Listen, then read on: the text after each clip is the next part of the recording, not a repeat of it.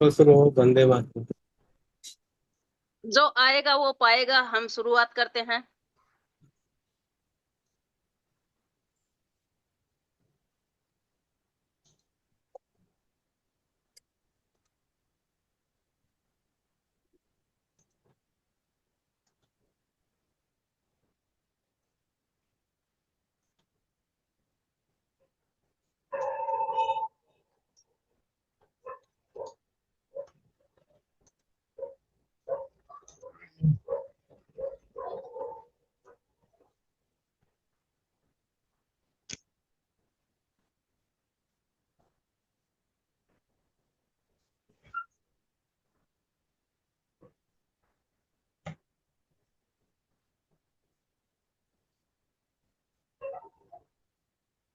वंदे मातरम। स्वस्थ समृद्ध परिवार निर्माण प्रयास की चौपाल रात्रि 8 बजे में आप सभी का स्वागत है। दिनांक 2 जुलाई 2025। चौपाल की सूचनाएं। सबसे पहली सूचना चौपाल की ओर से, इसी लिंक से प्रतिदिन सुबह 5 बजे भाई सूर्यकांत एवं हेमंत किशोर जी और प्रीति रानी दीदी, इन तीनों के सानिध्य में 5 बजे जीरो खर्च चिकित्सा के तहत योगाभ्यास। 11 बजे घरेलू बचत व्यवसाय नारी सुरक्षा सैनिटरी नैपकिन के साथ। और रात्रि 8 बजे इसी लिंक से लगती है चौपाल। आज की चौपाल की शुरुआत करने से पहले कल की चौपाल की बीच में रही दो बातें। एक, हमारे हेमंत किशोर भाई जी जो कैंसर के प्रति अपना कुछ अनुभव देने वाले थे, जो रह गया था। और एक दीदी और थी, उनका नाम याद है, वो दीदी आ गई तो हैंडरेस करें। जब तक हेमंत भाई से विनम्र विनती है कि समय का सदुपयोग करें।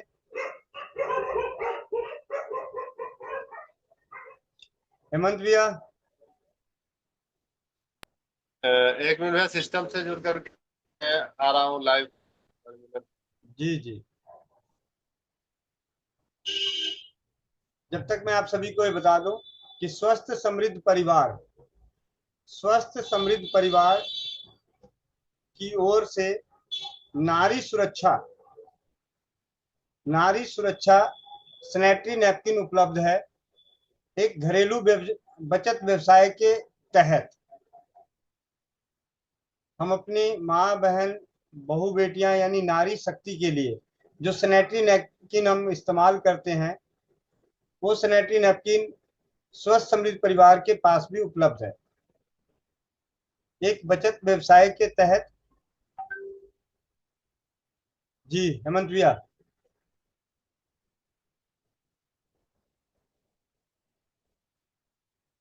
क्या हुआ, पोस्ट बनाऊं?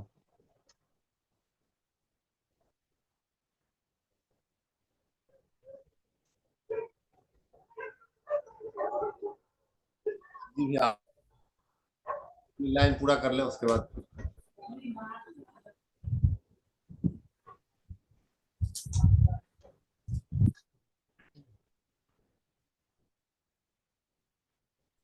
जी कुछ बोल रहे थे आप, पहले उसको कंप्लीट हाँ कर तो ले। कंप्लीट कर दिया। हमारे पास सैनिटरी नैपकिन उपलब्ध है।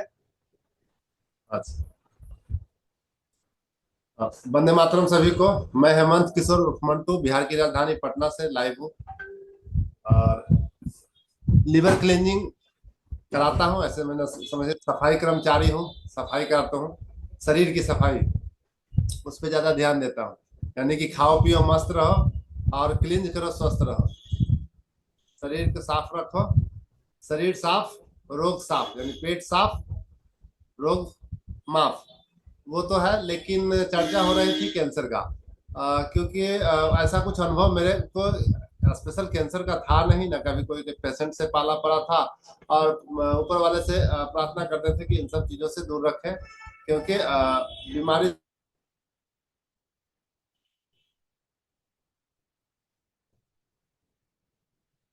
तो उसी पे रख में एक एक दो दो लोग कैंसर पेशेंट वाले आ गए। एक हमारे पापा का कैंसर डिटेक्ट हो गया था, उनको था गोल ब्लाडर के पास, स्टार्टिंग गोल ब्लाडर के पास के था।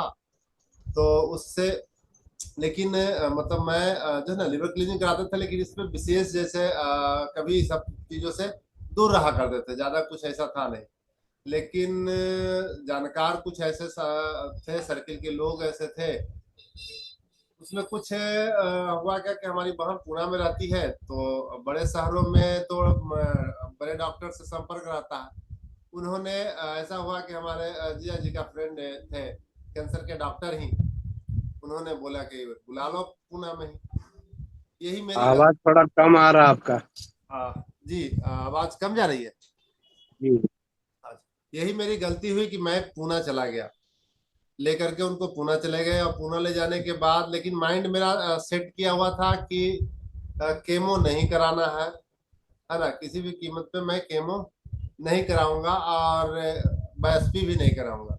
तो ये दोनों को नहीं कराने के प्लान में मैं गया ही था, क्योंकि मुझे कराना नहीं, क्योंकि जानता था कि केमो कराने से आज तक कोई बचा नहीं है। वहां पहुंचते पहुंचते तब तक के सराउंडिंग में मतलब होता नहीं कि ये बीमारी हुआ तो किसको और हुआ, किसको और हुआ, सर्च कर रहे थे। लगभग उसी पैरेलल में 3-4 लोग और भी लगभग इन्हीं के एज के समकक्ष, इवन इनसे कुछ कम कम एज के 2 लोग थे और एक लोग इनसे ज्यादा उम्र के थे, लेकिन सेम बीमारी से ग्रसित थे वो लोग। वो लोग तो मतलब मुंबई से दिखा करके एक 2 टीएमएच में ही थे, टाटा मेमोरियल में, एक जो है यहाँ महावीर कैंसर संस्थान से कनेक्टिंग थे। लेकिन हम जो है नहीं गए टीएमएच, लेकिन वहाँ काफी भीड़, काफी क्राउड था, तो वहां नहीं जा करके जो दोस्त थे उनका, वो चले गए हम लोग डीवाई पाटिल हॉस्पिटल। वहां ले जाने के बाद जो जांच की प्रक्रिया थी ना, वो शुरू हो गया। आए दिन पहले क्लोनोस्कोपी करना है, तो ये करना है, तो क्या बोलते हैं एमआरआई होगा, फिर सीटी स्कैन होगा। सीटी स्कैन में कभी बोले 400 पे होगा, कभी 800 पे होगा, वो फ्रिक्वेंसली क्या क्या था। लेकिन मतलब मैं हमेशा मना करता था कि ये सब चीजों से छोड़ दीजिए, मैं इनको पटना में रख करके करते हैं, और जो जितना जानता हूँ उससे ही इनको करता हूँ, कुछ ज्यादा नहीं। लेकिन होता क्या है कि फादर को भी उतना ज्यादा हम पे भी विश्वास नहीं था, और हम हमारे कनेक्टिंग में जो लोग थे, जैसे हमारे ये थे पीयूष सर थे। पीयूष सर उस समय इंडिया से बाहर थे, तो उस समय और गोविंद भैया से उतनी कनेक्टिंग मेरा उस समय का बना हुआ नहीं था। तो इस वजह से मुझे विशेष जो है इन पे अभी उतना ज्यादा ज्यादा बातचीत वगैरह नहीं हुआ था। मतलब यदा मतलब लगता है एक बार मैं चौपाल में आया था, अदरवाइज उतना भी विशेष नहीं कनेक्ट हुआ था। तो इस वजह से मैं था नहीं। और वहां पे जांच की प्रक्रिया में फिर ऐसा हुआ डिसीजन कि कम से कम जांच लिया जाए कि आखिर कैंसर है कि नहीं है, अगर है तो किस लेवल में है, किस स्टेज में है, यह जानने के लिए मतलब हमें एकदम बिल्कुल मजबूर कर दिया गया कि इतना कम से कम जान लीजिए, इलाज कराओ या ना कराओ। फिर 2-3 और डॉक्टरों का टीम बैठा, काउंसलिंग हुआ, सब लोग ने एक ही डिसीजन लिया कि कम से कम आप जांच लीजिए कि है क्या, मत इलाज कराना। इलाज कराना ना कराना बाद की चीज है। वह जांच में जो पेटा स्कैनिंग और यह सब जो हुआ, वो धीरे धीरे इतना मतलब हमें लगता है कि फैल गया। उसके बाद जब पेटा स्कैनिंग में रिजल्ट आया तो पता चला कि इनके लीवर में भी है, इनके पेनक्रियाज में तो है ही, इनको कहाँ बताया, रेक्टम में है। उसके बाद और 2-3 अंग्रेजी नाम था, तो मतलब मोटा मोटी पैखाना के रास्ता में भी था, आंत में था, बड़ी आंत में था, और लीवर में था। 3 जगह पे बताया कि 3 जगह है। सो अब मुश्किल है, हम कहें मुश्किल कुछ नहीं है, मैं उनको लेकर के चला जाता हूँ। मैं लेकर के उनको चले आया यहाँ पटना। लेकिन जब तक पटना आए, पटना आने के बाद उनको दर्द शुरू हो गया। लेकिन जब उनको दर्द शुरू हुआ, तब तक के हम गोविंद भैया से कनेक्टिंग हो चुके थे। और उस समय ये जो हमारा जो पैड है जो अभी नारी सुरक्षा में है, वो किसी और जगह से था। उस पैड के बारे में भी जानकारी, क्योंकि पुणे में जब खाली समय बैठा रहते थे ना, तो उस समय ये मैंने जो भी जूम होता था और रीना दीदी से बातचीत भी हुआ था, उस बीच में मैं पुणे में ही मंगाए थे।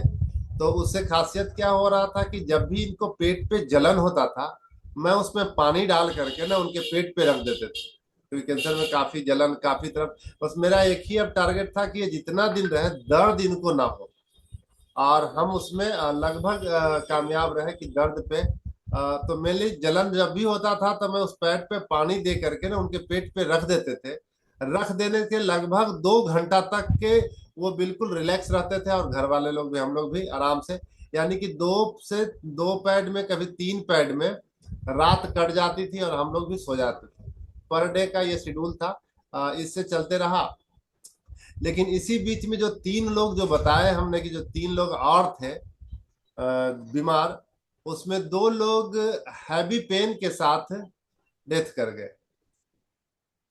यह बात मैं बिल्कुल छुपा के रखा था, लेकिन क्या कहे, एक शुभचिंतक जो आए प्रोसेसिया में और बातों ही बातों में पिताजी को बता दिए कि फलना तो मर गए।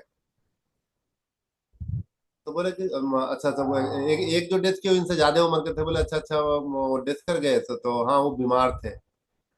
तो वह इतना ज्यादा वो शुभचिंतक थे कि वो एक लाइन और बोल दिए कि वही बीमारिया था जो आपको हो गया है। ये लाइन उनको दे दिए, और जब तक वो इस लाइन को दिए तब तक हम रूम में एंट्री कर गए थे, लेकिन कितनों हम मतलब अब वहां पे हम ब्रेन वॉश करने की प्रयास कर रहे थे, वो इसको पकड़ लिए। अच्छा वो इसी से मरे। वो अब घूर फिर वो पूरा उसका स्टोरी जानने में, कभी किसी को फोन कभी किसी को फोन लगा लगा करके, अब वो सराउंडिंग से सारा जानकारी ले करके अपने आप को आधा वो कर दिए एक दिन में। तो मतलब एक गलती तो वहां पे था, दूसरा पोर्सिसिया वाले जो लोग आ रहे थे ना वो डुबा दिए। लेकिन तब तक के फिर तीसरा क्या हुआ कि बोले कि नहीं अब गांव चलते हैं। गांव में गए तो 2 दिन इनको काफी पेन, इतना ज्यादा दर्द उठा, और उसी दर्द में मतलब जानकारी लेते तो उसी दर्द में लोग डेथ हुए थे। तो मैंने इनका जो पेट दर्द इतना ज्यादा होने लगा कि मतलब कुछ भी काम नहीं कर रहा था। तो जो पटना का टॉप मोस्ट हॉस्पिटल है रूबन, हम वहां लेके गए। बोला कि आज के आज इनका ऑपरेशन करना होगा, आंत उलझ गया है, यानी कि मल पूरी तरह से सिकुड़ गया है, वो आपको करना पड़ेगा। तो हम कहे कि ठीक है, ऑपरेशन ही उपाय है, और कुछ तो है नहीं। हाँ, इस बीच में एक लाइन और क्या हुआ, जो जांच की प्रक्रिया था उसमें सबसे बड़ा चीजें क्या है आज के डेट में, वो है इंश्योरेंस। हुआ यही कि जांच की प्रक्रिया में आपको पैसा लग रहा है, जांच करा लीजिए ना, क्या हो जाएगा। क्योंकि इंश्योरेंस था, भाई आर्मी में था उसका। अगर इंश्योरेंस नहीं होता ना तो पक्का हमें लगता है जांच हम भी नहीं कराते, क्योंकि जांच कराने में काफी पैसा लग रहा था, मैं उसको बैक कर लेता। लेकिन सब लोग यही कहते, जांचने में क्या लग रहा है, पैसा लग रहा है, करवा लो जांच करवा लो जांच, मतलब पैसा। वो इंश्योरेंस जो था वो जी का जंजाल हो गया मेरे लिए, तो क्योंकि पैसे लग नहीं रहे थे। अब हम भी नहीं कुछ बोल पाए, फिर चलो ठीक है जांच कराते हैं। और उस जांच में इतना तरह का जो प्रक्रिया वो अंदर ले जा करके ये पिला करके, वो जो लिक्विड पिलाया ना, वो पिलाने से इनका क्रिएटिनाइन बढ़ गया। क्या था वो अभी याद नहीं है, क्योंकि मैं उसको देखा था, वो पिलाने से इनका क्रिएटिनाइन बढ़ गया, पैरों में सूजन वगैरह आ गया था, वो सब भी दिक्कत फिर भी कंट्रोल हुआ। लेकिन वो जो पेन होता है, उस पेन में बोला तो बिग हॉस्पिटल, उसके बाद में बिग हॉस्पिटल है पटना का। मतलब समझिए कि अगर स्पेशल लीवर की बात किया जाए तो नंबर 1 पे वो हॉस्पिटल है, बिग हॉस्पिटल, जो स्पेशल लीवर पे काम करती है। वहां भी जाने के बाद यही कहा गया था मुझे कि आज अगर ऑपरेशन नहीं होगा ना तो ये डेथ कर जाएंगे। मैं बोला जब डेथ ही करना है वेंटिलेटर पे काहे को करें, इनको घर लेके चलते हैं, वही करेंगे। लेकिन इतना पेन हो रहा था, हुआ कि अब इस पेन में हम कहते हैं पेन में क्या होगा, वो बेहोश करेगा, बॉडी को काट देगा, मर जाएंगे वेंटिलेटर पे, उससे बेटर है कि लेके। तो जैसे ही हम लेके चले थे कि एक साथी हमारा थे, वो बोले कि से अरे जब वो ले ही जा रहे हो तो हम अभी खोले हैं वो क्लिनिक, लेके आ जाओ यहीं। हम वहां लेके गए। एक लड़का था अनुज नाम करके, वो क्या करता था, मालिश करता था, बॉडी के मालिश और एनीमा। तो बॉडी की मालिश और एनीमा उनको दिए। तो एनीमा जो दिए वो दिए अरंड तेल और कुछ और वो मिला करके दिए थे। लगभग 250 ml वो दिए। 250 ml एनीमा, और वो देने के बाद भी उन्हें कोई फर्क नहीं पड़ा। उसके बाद फिर हमने वो 1 लीटर गर्म पानी दिए एनीमा। वो देने के बाद उनको और बेचैनी बढ़ गया, वो और छटपटाने लगे। तो हमें भी लगा कि लो मतलब अब क्या हो जाएगा। तो इस बीच में 1 मिनट बोले कि बस 1 से 2 मिनट और आप होल्ड कीजिए। वही 2 मिनट होल्ड किए। 2 मिनट के बाद उनका जो मल निकलना शुरू हुआ तो पूरा हॉस्पिटल गंध से भर गया। लेकिन वो लगा, उसके बाद फिर एनीमा किए। मतलब रात में वो 2 घंटे में 3-4 बार उनको एनीमा दिए और पूरा मतलब निकला, पूरा हॉस्पिटल बदबूदार हो गया। और उसके बाद वो इतना फ्रेश महसूस करने लगे। फिर नॉर्मल बोले कि दर्द खत्म हो गया। लगभग 2 बजे रात में वो अब जिद करने लगे कि मैं अब हॉस्पिटल में नहीं रहूंगा क्योंकि बहुत यहाँ बदबू है। हम कहे यह बदबू आप ही की वजह से हुआ है। बोले कुछ नहीं हम जानते हैं, चलो डेरा चलते हैं, डेरा चलते हैं। तो 2 बजे रात में मैं उनको डेरा, हम बोले कि डेरा जाएंगे। डेरा मेरा चौथा फ्लोर पे है, 84 सीढ़ी चढ़ना पड़ता है। तो लेके जाना मुश्किल है क्योंकि अब बहुत शरीर भी काफी कमजोर हो चुका था। फिर लगा अच्छा चलिए अब तो गोदी जीत धर लिए थे, अब क्या कर सकते थे। लेकिन देख लीजिए कि मैं जब उनको लेके आया, बाइक से ही लेके चले आए। बाइक से लाए, जितना देर में हम बाइक पार्क करते वो उतनी देर में पूरा 84 सीढ़ी चढ़ गए, चढ़ करके ऊपर चले गए। जबकि वो इतना हैवी पेन था, इतना हैवी पेन। और वो रिलैक्स होकर के आराम से रहने लगे। उसके बाद डेली एनीमा मालिश होते होते जो बोले थे कि 2 दिन में डेथ कर जाएंगे, यह घटना था मई का। और वह मई से एनीमा और मालिश के बल पे उन्हें हम लेके चले आए कहाँ, अक्टूबर में। मई से अक्टूबर तक के वह इजी रहे। सिर्फ एक दिन क्या हुआ कि उन्हें बुखार हल्का आया और वो धूप में जाके बैठ गए, घर में कोई नहीं थे। तो वह बुखार उनको आ गया, घर में हम लोग कोई नहीं थे। मतलब मैं तो नीचे था और वो छत पे थे। वो धूप में चले गए, ठंडा मैंने हल्का उनको अक्टूबर में थोड़ा सा लगने लगा। तो उसमें 5 मिनट कैसे करना था। अच्छा। तो उसके वजह से वो जो बुखार में गए, उसके बाद वहां से हम लोग उनको रिकवर नहीं कर सका। लेकिन मुझे वही लगा कि अगर हम जांच में नहीं जाते और एनिमा मालिश जो चल रहा था, मतलब जो कर रहे थे, उससे बिल्कुल मतलब कहाँ कैंसर, कहाँ मई, कहाँ 3 दिन में बोला था कि डेथ हो जाएंगे। और बाकी जो 3 लोग थे वो तीनों लगभग सही में मई से जून में खत्म हो गए। लेकिन मैं अक्टूबर तक के उनको लेके गया और एकदम ठीक ठाक थे। लेकिन बस वही एक दिन धूप में चले गए, उनको बुखार लग गया उसमें। और दूसरा उनको फिर लगने लगा कि ये आयुर्वेद से कुछ होने वाला नहीं है, मुझे कोई बढ़िया हॉस्पिटल लेके चलो, नहीं तो ये मंटू जो है मार देगा। ये अपना धनिया जीरा सौंफ फका फका के, धनिया जीरा सौंफ फका फका के, जबकि वो अपने माथे तर अपने खुद रखने लगे थे धनिया। अपने खुद रखते थे गोलकी, जब भी उनको बुखार होता था तो वही बोलते थे अपने से कि जरा सा गोलकी दे दो। कोई फोन करता था कि जरा सा देखो ना, बातचीत हुआ, हाल चाल पूछते थे तो वही दवाई देना शुरू कर देते थे। मुंह में गोलकी ले लेना, थोड़ा सा धनिया ले लो। मतलब वो खुद दूसरे को भी बता रहे थे और खुद भी ठीक ठाक थे। लेकिन वो तो सांसें लिमिट है, जिस दिन जाना होता है उसे फिर कोई नहीं पता है, माध्यम जो हो, बुखार का बहाना रहे या जे रहे, तो उसी में रहे। लेकिन मुझे लग रहा है कि अगर हम जांच में नहीं कराते तो कुछ और हो सकता था, और इंश्योरेंस नहीं होता तो मैं जांच नहीं कराता। तो यही था। और इसी में मतलब कि इस जो हॉस्पिटल में मैं रहा, उसी बीच में इतना समय मेरे पास था कि हम इन सब चीजों का अध्ययन किए। और अध्ययन में मतलब मुझे लगा जैसे कि एक नहीं होता है, पढ़ने के बाद एक्सपेरिमेंट कहाँ करना है, तो मुझे एक्सपेरिमेंट करने के लिए भी घर में एक हथियार मिल गए थे कि जो भी पढ़ो पापा पे इस्तेमाल कर लो। और उन्हीं पे इस्तेमाल करते रहा और बहुत कुछ अब जो है बहुत कुछ सीखा। और कंटिन्यू गोविंद भैया से टच में था SMS के जरिए, और उससे मिलता रहा, उससे करते रहे। सबसे बड़ा हथियार मेरे पास ऐसा रहा कि धर्मेंद्र भैया एकदम घर के एकदम ठीक ही कुछ ही दूरी पे थे। कुछ भी होता था वो दौड़ के आ जाते थे, बुखार लग जाए जी हो, रात में भी वो आ करके खुद से वो करते थे, क्योंकि उस समय हम कोई सबके मामले में थोड़ा सा कमजोर थे।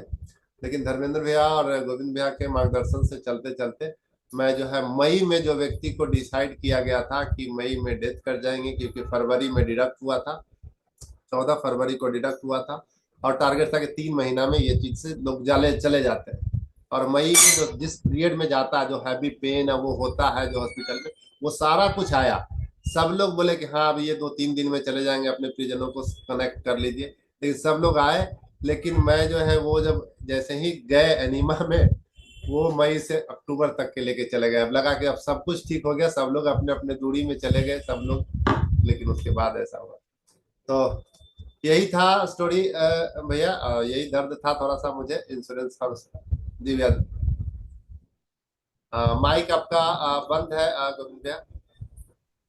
जी हम जी चलते हैं ज्योति गुप्ता दीदी के पास।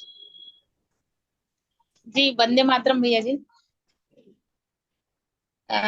चूंकि विषय कैंसर का चल रहा है और उस समय की बात थी जब मैं और मेरी दोस्त दिल्ली से थी, वो सुजाता नाम था। और हम लोग योगा बहुत अच्छे से सीखते और सिखाते थे लोगों को। और कई कैंप हम लोगों ने अटेंड किए थे। और महज 26 साल की उम्र थी सुजाता की, और काफी हंसमुख, हाइट, पर्सनालिटी बहुत अच्छी। और हम लोग ये दिल्ली में ताल कटोरा ग्राउंड में जा करके योगा सिखाने जाती थी। और हम लोग अपनी चीजें एक दूसरे से शेयर करते थे, बहुत अच्छी फ्रेंड। और बहुत अच्छा साथ रहा हमारा। लेकिन 26 साल की जब थी, 26 क्रॉस करते करते उसको ब्रेस्ट में कैंसर डायग्नोज हो गया। अब जो रेगुलर योगा सिखा रही है, प्रॉपर फिजिकल एक्टिविटीज कर रही है, एक बेटी थी, पूरा परिवार संभालती थी, और उसके बाद भी जब कैंसर डायग्नोस हो गया तो वो एकदम से टूटने सी लगी। और उसके बाद उसका भी चूंकि इंश्योरेंस था, पेन शुरू हुआ, टेस्ट हुए, तो टेस्ट में डिक्लेयर हो गया कि ब्रेस्ट में कैंसर है। अब डॉक्टर ने कहा कि ब्रेस्ट का वो हिस्सा जहाँ गठान पड़ी हुई है, जहाँ कैंसर के सिम्टम्स है, उसे अलग करना पड़ेगा। ये बात इतनी कम उम्र में टॉलरेट कर पाना किसी के लिए भी इतना आसान नहीं था। और फिर डॉक्टर से सलाह ली गई कि क्या कुछ ऐसा हो सकता है कि उस हिस्से को हटाया ना जाए। तो फिर कीमो की बारी आई कि कीमोज लीजिए, हम कोशिश करते हैं दवाओं के माध्यम से उसको कंट्रोल कर दें। और लगातार 3 साल उसे झेलना पड़ा, अपना सारा काम छोड़ करके। और कीमोज पर कीमोज, कीमोज पर कीमोज, लगभग 13-14 कीमो उन्हें उसे झेलना पड़ा। और उसके बाद उसका पूरी तरह से शरीर कमजोर पड़ गया, और वह कैंसर के चंगुल से तो निकल गई, आज जीवित है, सुरक्षित है। पर बाल चले गए, वो पहले जैसी सुजाता नहीं रही। अब योग भी नहीं सिखाती, एक घर में, घर के एक कमरे में अपना कैसे भी टाइम निकाल रही है। तो मैं बी फार्मा हूँ, मेरा नाम है ज्योति गुप्ता, और मैं रीवा में फिलहाल हूँ, मैं शहडोल जिले की हूँ। और बी फार्मा किया है इंदौर से। तो मेडिसिन के बारे में मुझे बहुत अच्छे से जानकारी थी, क्योंकि मेरी जो ट्रेनिंग है सिप्ला कंपनी में हुई थी। सिप्ला कंपनी के क्वालिटी कंट्रोल में वीएलसीसी किया जाता था। और वीएलसीसी जब किया जाता है तो उसमें क्या रहता है कि जो वैल्यूएबल कंपोनेंट है वो उसे निकालते हैं वीएलसीसी प्रोसेस के माध्यम से। तो वहां रहते हुए मैंने ये चीज समझी कि किसी भी प्रोडक्ट में 99% प्योर प्रोडक्ट तो निकाला जा सकता है, पर 1% या 0.05% तक तो फिर भी रिलेटिव सब्सटेंसेस जरूर रहते हैं। और यही रिलेटिव सब्सटेंसेस जो है हमारे शरीर में अल्टर इफेक्ट डालते हैं, मतलब विपरीत प्रभाव डालते हैं। कहते हैं ना कि आप लगातार अगर दवाइयां ले रहे हो तो उसका साइड इफेक्ट जरूर होगा। ये जो साइड इफेक्ट है, क्योंकि जो मेन दवाई होती है और वहाँ जो एलोपैथिक का जो फार्मूलाज है, तो वहाँ क्या रहता है कि एक बॉन्डिंग सिस्टम रहता है, जहाँ आपके जिस हिस्से में भी प्रॉब्लम है तो वो वहां जा करके वो मेडिसिन बॉन्ड हो जाती है और फिर अपना केमिकल रिएक्शन देना शुरू करती है। लेकिन उसके साथ जो रिलेटिव सब्सटेंस होता है वो अल्टर इफेक्ट डालता है, मतलब विपरीत प्रभाव डालता है। वो डायरेक्ट जा करके आपके जो लीवर है, किडनी है, और भी सेंसिटिव पार्ट है, वहां जा करके वो स्टोर होने लगता है। और जैसे जैसे उनकी मात्रा बढ़ती जाती है, क्योंकि ये बाहर निकलते नहीं है, तो वहां जा करके लीवर को या किडनी को या कहीं ना कहीं जा करके वो उनको नुकसान पहुंचाते रहते हैं। क्योंकि ये एक प्रकार से धीरे धीरे एक पॉइजन है, धीरे धीरे जाकर के शरीर में इकट्ठा होते जाता है, फिर वो बड़े रूप में आता है और वो अल्टीमेट डेथ दे करके जाता है। तो क्योंकि मुझे लगभग 6 सालों का एलोपैथ का भी एक्सपीरियंस रहा है, मैं मेडिसिन की शॉप में मैंने काम किया है, मुझे इसका अच्छा नॉलेज था। तो जब मेरे घर में ऐसी स्थिति निर्मित हुई, मेरी मदर को दांत में दर्द हुआ और वो जब दिखाने गए तो डॉक्टर ने टेस्ट के लिए कहा, और जब टेस्ट करवाया गया तो उन्हें शुगर डायग्नोज हो गया। उस समय मेरी मदर बहुत घबरा रहे थे, लेकिन हम लोगों ने सांत्वना दी और उन्हें आयुर्वेदिक ट्रीटमेंट की ओर बढ़ाया, और आज की कंडीशन में मुश्किल से 3 महीने ही उसका इम्पैक्ट उनकी बॉडी में रहा शुगर का, और आज की डेट में कोई दवाई नहीं चल रही है, उन्हें कोई शुगर नहीं है। लेकिन जब मेरी भाभी को यही चीज हुई, मेरी भाभी को ट्यूमर था, ट्यूमर, ये जो आपका पिट्यूटरी ग्लैंड है, लोअर पिट्यूटरी ग्लैंड में ट्यूमर डायग्नोज हो गया, और डॉक्टर ने कहा कि आपको ये कैंसर के सिम्टम्स दिखाई दे रहे हैं।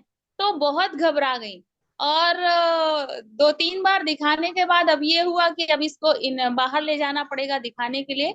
यहाँ मैडम कुछ नहीं कर पा रहे हैं, क्योंकि उन्होंने कहा कि ये कैंसर हो सकता है। तो क्योंकि हमें ये जानकारी थी कि हर ट्यूमर कैंसर नहीं होता, इस कारण से इन्हें डायरेक्ट हम लोगों ने सजेस्ट किया कि आप अब मेदांता चले जाओ, मेदांता हॉस्पिटल में, वहां दिखवाओ। और इस बीच हमने इन्हें जो आपका जौ है, जौ की घास का रस जो है, रस दिलवाते रहे, ताकि एक अंदरूनी सांत्वना मिलती रहे, और इसका भी इम्पैक्ट अच्छा रहता है ऐसी कंडीशन में जब आपका ये शिकायत हो, ट्यूमर जैसी शिकायत हो, तो उसमें इसका ये घास जो है ना, इसका इसके रस का बहुत सकारात्मक प्रभाव पड़ता है शरीर में। तो ये लगातार दिलवाते रहे, साथ ही साथ धनिये का रस दिलवाते रहे, गेहूं का रस रात में गेहूं फुला करके उसी का पानी पीने के लिए दिन भर बोलते थे, वो पानी पीती रही। और उसके बाद भी चूंकि अब ऐसा शब्द, कैंसर शब्द ही अपने आप में घबरा देने वाला था, तो बहुत घबराई हुई थी, इस कारण से हम लोगों ने सजेस्ट किया कि आप इसको एक बार वहां दिखाओ। और जब वहां दिखाने गए तो वहां मैम को दिखाया, मैम ने कहा कि ये कैंसर नहीं है, हार्मोनल डिसबैलेंस की वजह से ये हो रहा है। और उसके बाद से थोड़ी सी सांत्वना मिली। तो भैया जी, हमने उस टाइम पे, क्योंकि ये शब्द ही ऐसा है कि इंसान घबरा जाता है, और उनसे लगे हुए, अगर उनसे जुड़े हुए संबंधी अगर इस बात को उनके इस सेंसिटिविटी को लाइटली ले लेते हैं, तो वो और ज्यादा घबराते हैं। वहां उस समय जरूरत रहती है सांत्वना देने की और उनकी बात सुनने की, और कहीं ना कहीं इसी से व्यक्ति उबर जाता है, चाहे वो कोई भी लाइलाज बीमारी हो। हम आयुर्वेद के माध्यम से अपने भावनाओं पे नियंत्रण करके इससे निजात पा सकते हैं, और आज दोनों ही स्वस्थ हैं। हाँ, एक बात जरूर है, भाभी को कुछ दिक्कतें हो जाती हैं, अभी भी टाइफाइड और मलेरिया जैसी कंडीशन है, पर वो आयुर्वेदा की ओर बहुत ज्यादा इंटरेस्ट नहीं लेते हैं। वही बात है कि घर वाले जो है ना, आयुर्वेदा को इतना महत्व नहीं देते, खासतौर से भाभी तो मेरी उतना उतना नहीं सुनती हैं, तो इसलिए मैं ज्यादा इंटरफेयर नहीं करती हूँ। बाकी अगर हम आयुर्वेद की ओर आगे बढ़ते हैं तो कई बीमारियों से हम निजात पा सकते हैं। और मेरे साथ भी एक चीज जरूर हुई है, मुझे ओवरी के ट्यूमर के सिम्टम्स बताए गए, टेस्ट हुआ था, सोनोग्राफी हुई तो उसमें आया, लेकिन मेरी ये जानकारी अभी तक मैंने सिर्फ दीदी को दी है, और मैं उसका ट्रीटमेंट आप लोगों से ही सुन करके कर रही हूँ, और मुझे उसमें राहत भी दिखाई दे रही है। जब तक पूर्ण लाभ नहीं हो जाता तब तक अभी कुछ नहीं कहा जा सकता बिना रिपोर्ट लिए। पर हाँ, मुझे आराम तो है पहले से। मैंने गाइडेंस लिया है देशमुख मैडम से, आपके जो देशमुख सर है उनकी वाइफ से मैंने गाइडेंस लिया था, और उनके बताए अनुसार मैं अभी ट्रीटमेंट ले ही रही हूँ भैया जी। और मुझे पहले से राहत भी है। तो ये रहा मेरा अनुभव अब तक के सफर का। और कोशिश जारी है कि इन बीमारियों से मुक्त हुआ जाए, आयुर्वेदिक दवाओं की सहायता से, मंत्र चिकित्सा की सहायता से। और बस यही अनुभव रहा भैया जी। जी दीदी, बहुत वंदे बहुत धन्यवाद। मातरम। पुष्पा दीदी, पुष्पा माता जी, माइक अनम्यूट कीजिए। देहरादून से पुष्पा माता जी। वंदे मातरम भैया जी। आप देहरादून से नहीं है? नहीं भैया जी, अच्छा जी, झारखंड बताएं। से है। जी बताएं। भैया मेरा माथा दर्द पूरा दिन भर जो शुरू हुआ है, तो दिन भर दर्द हो रहा है, आराम ही नहीं हो रहा है। तो इसके लिए क्या करें? क्या करें? कैसा इलाज चाहिए? खट्टा, मीठा, तीखा? जैसा भी हो, जो अच्छा हो। घर में लहसुन, लहसुन की कली है? हाँ हाँ है। सरसों का तेल? हाँ है भैया। हींग? हींग भी है। एक काम कीजिए, एक कली लहसुन की और एक चुटकी हींग, एक चम्मच अच्छा। सरसों के तेल में खूब अच्छे से मसल दीजिए। हाँ। मसलने के बाद जो तेल की बूंदे हैं ना, वो नाक में डाल लीजिए 5-5 बूंद। अच्छा। ठीक है, अभी डाल के यहीं पे बैठे रहिएगा, पता चल जाएगा। ठीक है।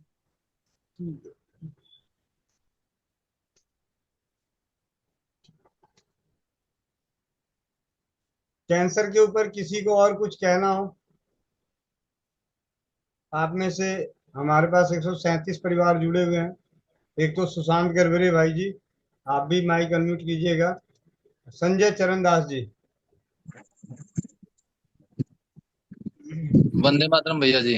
वंदे मातरम। भैया जी मेरे पास है ना एक भाई को जो है कम से कम लीवर में 2 किलो की गांठ थी, लगभग 1.5 साल पहले।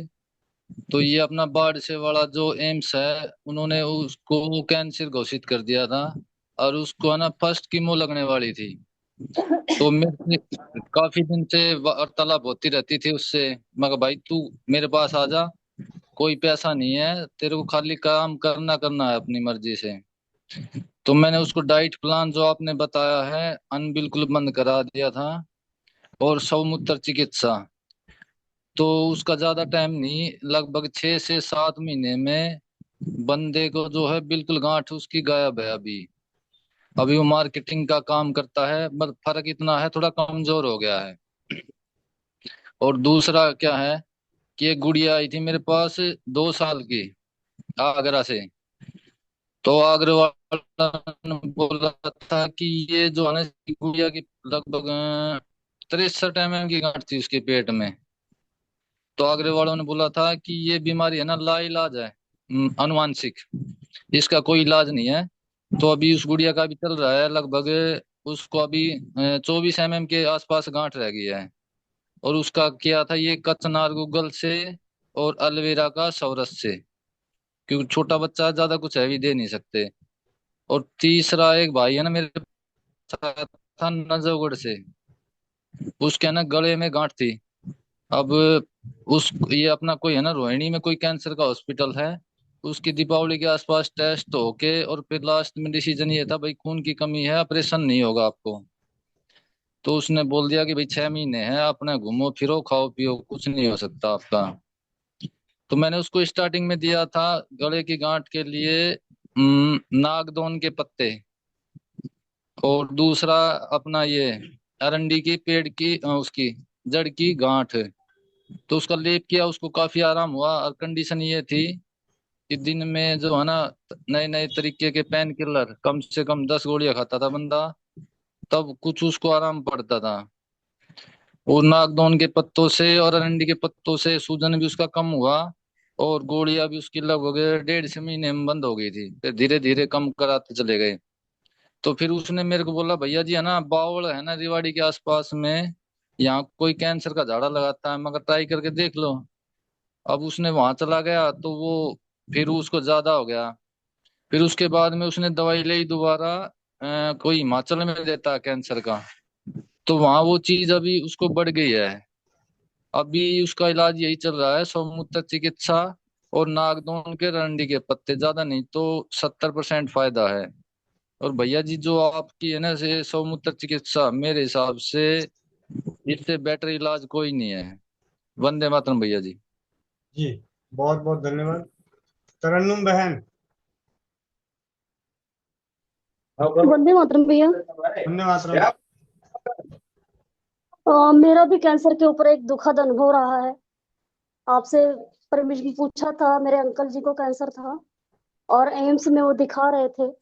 आपने बोला था कि आयुर्वेद वाले एम्स में चले जाएं क्योंकि उन्हें विश्वास नहीं होगा।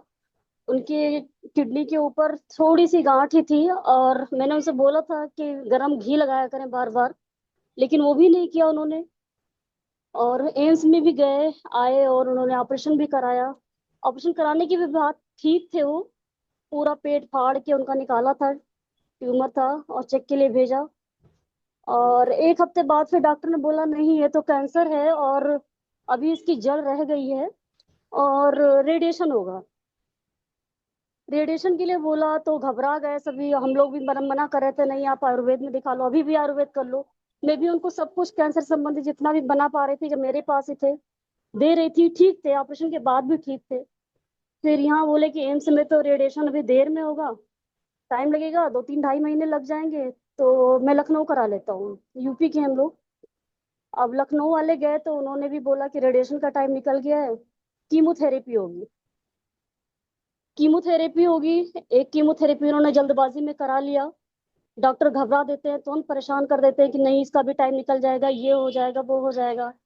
एक कीमो करवाया, उनके बाल वाल सब झड़ने लगे, उनका शरीर बिल्कुल कमजोर हो गया, शुगर बीपी सब कुछ अपनी चरम अवस्था पे हो गया, कोई भी दवा काम नहीं करने लगी। उसके बावजूद भी डॉक्टर ने उनकी हालत नहीं देखी, दूसरी कीमो भी करी और दूसरी कीमोथेरेपी करते ही दूसरे तीसरे दिन ही उनकी डेथ हो गई। तो डॉक्टर लोगों को सिर्फ अपना पैसा ही होता है, पैसे करने के लिए वो क्या करते हैं, इंसान की जान तक लेने को राजी हो जाते हैं। और बंदा बिल्कुल, अंकल मेरे ठीक थे, वो ऑपरेशन के बाद भी ठीक थे, ऑफिस भी अपने जाने लगे थे, वकील थे पेशे से वो, लेकिन उसके बावजूद भी कीमोथेरेपी ने उनकी जान ले ली। तो यही होता है, इंसान आयुर्वेद में विश्वास ही नहीं करता है किसी भी कंडीशन में। क्योंकि वो भैया ने एक कैंसर के बारे में बताया था, मैंने उनको सारी वीडियो भी बना के भेजी थी, सब कुछ दवा भी बताई थी, लेकिन उसके बावजूद भी डॉक्टर के ऊपर इतना भरोसा रखता है बंदा ना कि कुछ कहा नहीं जा सकता, कोई विश्वास ही नहीं करता आयुर्वेद में। बहुत सारे लोग तो ऐसे होते हैं। तो ये भी मेरा दुखद अनुभव था, कैंसर से संबंधित मेरे खानदान में एक ही हुआ था। अभी जल्दी ही इस अनुभव से हम लोग गुजरे हैं, उनके डेथ से। अभी पिछले मंथ 2 मई को इनकी डेथ हुई है और बहुत दुखद अनुभव रहा है, लेकिन उसके बावजूद भी लोग डॉक्टरों पर इतना विश्वास, दवाइयों के ऊपर इतना विश्वास करते हैं। मैं तो भैया, अब तो बुखार भी होता है कुछ भी होता है, अगर मैं डॉक्टर के पास जाती ही नहीं हूँ, घर में ही ठीक होते हैं बच्चे। 102 डिग्री फीवर था अभी बच्ची को, मगर वही मेथी मुनक्का और सौंठ अजवाइन यही सब काढ़ा बना के देती हूँ, हम भी उसी से ठीक होते हैं। इतना विश्वास ही उठ गया बिल्कुल से डॉक्टरों के ऊपर से। धन्यवाद भैया आप लोगों का, जो आप लोग इतना अच्छा मार्गदर्शन देते हैं, इतना बढ़िया से बताते हैं सब कुछ, जो जीवन ही बदल गया हम लोगों का। धन्यवाद। वंदे मातरम।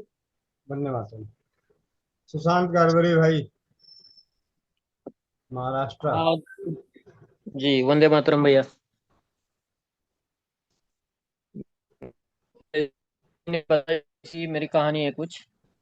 मेरे पिताजी को ब्लड कैंसर डिटेक्ट हुआ था। उनका ट्रीटमेंट हमने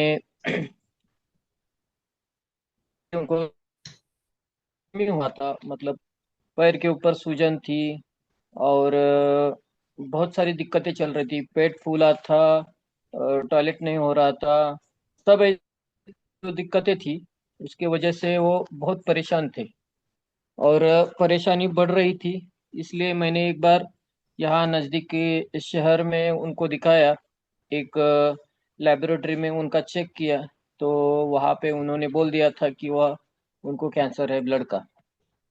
तो फिर उसके बाद में उसी दिन मैंने एक फैसला किया था कि उनको जैसे मैं आपको सुन रहा था वैसे मैंने फैसला कर लिया था कि उनको कभी भी कोई भी एलोपैथी का उपचार नहीं करेंगे।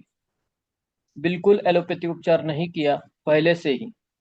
जैसे हमें समझ में आया तैसे पहले से हमने पूरा नेचुरोथेरेपी का उपचार किया। पूरा उनका जो खाना था पका हुआ आहार पूरा हमने बंद कर दिया। और उसके बाद में उनका एक रूटीन था। उस जैसे सुबह दोपहर शाम को जो जो चीज देनी थी वो चीज हम दे रहे थे। सुबह उनको पहला वाला बेल का जूस दे रहे थे क्योंकि उनको शुगर थी, इसलिए बेल का जूस दे रहे थे। उसके बाद में उनको उनका प्लेटलेट डाउन हुआ था, उसके लिए हमने एलोवेरा, तुलसी, गिलोय और ऐसे जूस हमने मिक्स करके दिए थे। हाँ, हाँ, पपई पपई का पत्ता। और उसमें भी बहुत उनको रिजल्ट अच्छा मिला। उसके बाद में हम उनको फ्रूट सलाद सब दे रहे थे। उसके बाद में रात को भी हम खाना नहीं दे रहे थे, रात को भी हम फल फ्रूट ऐसा ही कुछ दे रहे थे। ऐसा कम से कम एक 6-7 महीने तक चला। और हर रोज सुबह शाम एनिमा दे रहे थे, 2 टाइम एनिमा दे रहे थे। जैसे ही एनिमा देना चालू कर दिया था वैसे उनका बहुत सारी दिक्कतें कम हो गई थी। बहुत अच्छा महसूस कर रहे थे मेरे अभी वो काम भी करने लगे थे। जैसे ही उन्होंने खाना चालू कर दिया, मतलब पका हुआ जो खाना रहता है, जो हम रोटी सब्जी दाल चावल जो खाते हैं, वो थोड़ा थोड़ा खाने लगे। जैसे कि प्रकृति अच्छी हो गई तो उनको लगा कि हमें खाना चाहिए। कम से कम उन्होंने 11 महीने तक फिर से कभी भी ब्लड नहीं चढ़ाया। एक बार पहले ब्लड चढ़ाया था जब उनका 5.5 हो गया था। उसके बाद में उन्होंने कभी भी 11 महीने तक ब्लड नहीं चढ़ाया। क्योंकि जब महसूस अच्छा कर रहे तो ब्लड चढ़ाने की जरूरत नहीं थी। हम कोई कागज पे विश्वास नहीं रखते थे। उस टाइम तो हम पूरा यही रिसर्च और ये सब ऐसे ही अध्ययन कर रहे थे। उसके बाद में उन्होंने थोड़ा थोड़ा खाना चालू कर दिया तो उसके बाद में बहुत तकलीफ बढ़ गई उनकी। फिर से हमने खाना बंद कर दिया और फिर नॉर्मल रूटीन पे आ गए। लेकिन उसमें हुआ क्या कि उसी टाइम जब जो खाना दे रहे थे उसके वजह से उनको बहुत सारी दिक्कतें झेलनी पड़ी। उस समय उनको खांसी बहुत हुई। उस समय उनका पूरा बदन जो एकदम इतना सूजा था कि बता नहीं सकते थे। ऐसा ऐसा लग रहा था कि फूट रहा है, क्या फूट जाएगा, ऐसा भी लग रहा था। लेकिन उसी टाइम भी हमने कोई भी एलोपैथी उपचार नहीं लिया। उसी टाइम सिर्फ हमने क्या किया कि एलोवेरा जेल उनके पूरे शरीर पे लगाते थे और धूप में बिठाते थे। ये ऐसा करके करके 3-4-5-6 दिन में उनका 50% से भी सूजन कम हो गया। और धीरे धीरे उनकी प्रगति होती गई। और उसके बाद में भी हमने पूरा का पूरा ये जवारे का जूस और ये जो पूरी जी ट्रीटमेंट रहती है कैंसर के ऊपर, ये सब हमने आजमाई और बहुत बहुत मेहनत की। सब इतना अच्छा चल रहा था। लेकिन अचानक एक दिन क्या हुआ कि अचानक उनका सब ठीक चल रहा था। लेकिन जो जहाँ पे बायोप्सी की थी पहली बार, तो वहां पे उनका दर्द चालू हो गया। उसके बाद में उन्होंने कभी उभारी नहीं धरी। तो उसके बाद में उनका एकदम वीकनेस बढ़ता गया क्योंकि पेन बहुत होता रहा था। तो पेन के लिए हमने बहुत बहुत मेहनत की है। उनके ऊपर वो वाफ देते हैं ना, बाफ बाफ की भी ट्रीटमेंट की है। उनको पेटी में बिठा के और दूसरी उनको मॉलिश करते थे, एनिमा देते थे, सब सब ये किया है। और एक दिन अचानक से वो चले गए, किसी को पता तक नहीं। वो बोल रहे थे मैं तो वहां नहीं था घर में, लेकिन मेरी माँ थी, माँ के साथ बोल रहे थे। और बोलते बोलते उनकी एकदम ऐसे शांत हो गए। ऐसे उनके कम से कम 3 साल तक हमने उनको बहुत अच्छे से ट्रीट किया था। कोई भी एलोपैथी उपचार नहीं किया। कोई केमो नहीं किया, कुछ भी नहीं किया, लेकिन उनको 3-4 साल वैसा ही एक पेशेंट मेरे गांव में ही था, उन्होंने सब किया था, सब बिल्कुल सब किया था। उन्होंने तकरीबन 18 केमो लगाए थे, सब भाप वगैरह दी थी, रेडिएशन दिया था, सब किया था, लेकिन उनका पेशेंट बचा नहीं था। 1-1.5 साल में उनका पेशेंट चला गया था। लेकिन हमने कोई भी उपचार नहीं किया था, सिर्फ और सिर्फ ये नेचुरोथेरेपी का उपचार किया था। वैसे उन्होंने 3 साल तक हमारे साथ रहे, 18, 19, 20, 21 में वो चले गए थे। बाद में हमें गोविंद भाई का पता चला, लेकिन उससे पहले अगर पता चलता तो और भी कुछ ना कुछ तो हो जाता। अभी तो बहुत सारा पता चल गया, लेकिन क्या करें कि बहुत मतलब हमने बहुत मेहनत की उसके ऊपर। जैसे कि मेरे को भी बाहर के कैंसर पेशेंट जो थे ना, वो मुझे लोग पूछने आते थे आपने ऐसा क्या किया, क्या क्या किया है। ऐसे मैं उनको भी फ्री में बता देता था और बहुत उनका भी सेवा करता था। मेरे पास एनिमा किट रहता था, मैं उनको दे दे के कैसे लेना है ये सब मैं वहां जाके करके आता था। ऐसी सेवा आज भी कर रहा हूँ बहुत अच्छे से। और स्वस्थ समृद्ध परिवार का बहुत अच्छे से हमें सपोर्ट मिल रहा है। इसके लिए बहुत बहुत गोविंद भाई का धन्यवाद है। और बाकी भाई बहन बहुत अच्छे से नॉलेज दे रहे हैं, उनका भी बहुत बहुत बहुत शुक्रिया। धन्यवाद भैया।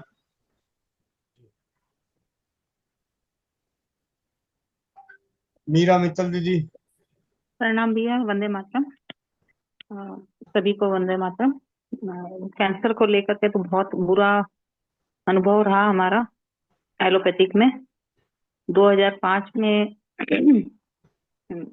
भाई 42 साल की उम्र का था। उस समय आयुर्वेद की कुछ जानकारी नहीं थी, तो बहुत बड़ी बड़ी केमो होती थी। उस समय 3-3 दिन की केमो होती थी और उसका बहुत बुरा असर पड़ता था। सिर्फ 2 साल वो संघर्ष किए और उसके बाद बचे नहीं। उसके बाद ससुर जी को हुआ तो उनको एक बार रिकवर हुआ, लेकिन 8-9 साल बाद दोबारा आकर के फिर वो भी बहुत तकलीफ पाए। फिर एक चाची सास को हुआ, वो भी 1-2 साल बहुत ज्यादा तकलीफ पाई। मतलब केमो केमो चलता रहता था, ऑपरेशन हो गए बहुत सारे। कई बार तो ऐसा होता था कि डॉक्टर एनेस्थीसिया भी नहीं देते थे तो भी ऑपरेशन कर देते थे। और अभी 15-20 दिन पहले एक चाची सास गुजरी, उनको भी हमने अब जैसे जानकारी हो गई थी तो मना किया था साल भर पहले कि भाई केमो मत करवाओ। तो लेकिन डॉक्टरों ने ऐसा डरा दिया था कि जैसे ही केमो छोड़ोगे तो बढ़ जाएगा और आयुर्वेदिक मतलब इसमें कुछ काम नहीं आएगा, तो लास्ट में आप लोग हाथ खड़ा कर दोगे। तो वो भी 3 महीने पहले ही मतलब उन्होंने केमो छोड़ा था, तो तब तक उनके बोन में और लीवर में भी आ गया था। पहले उनको ब्रेस्ट कैंसर था,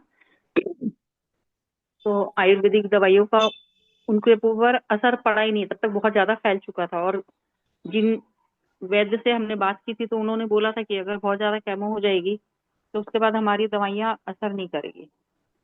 लेकिन अब जैसे हमारी माता जी है, मतलब सासू माँ, तो उन्होंने मना कर दिया कि मैं केमो नहीं करवाऊंगी। 1 साल पहले की बात है। वो बहुत सात्विक विचार वाली है। महीने में 2 एकादशी करना या नवरात्रे रखना, अनाज बहुत कम लेती है। सुबह 7 बजे जैसे उनका नाश्ता हो जाएगा, 11 बजे खाना हो जाएगा, फिर 3 बजे जरा सा कुछ नाश्ता किया। बहुत लिमिट लिमिट में, एकदम जैसे बच्चे खाते हैं ना वैसे खाते हैं। मौसम्बी का जूस नियम से लेना। तो उन्होंने खुद ही इन्हें मना कर दिया कि मैं केमो नहीं लूंगी।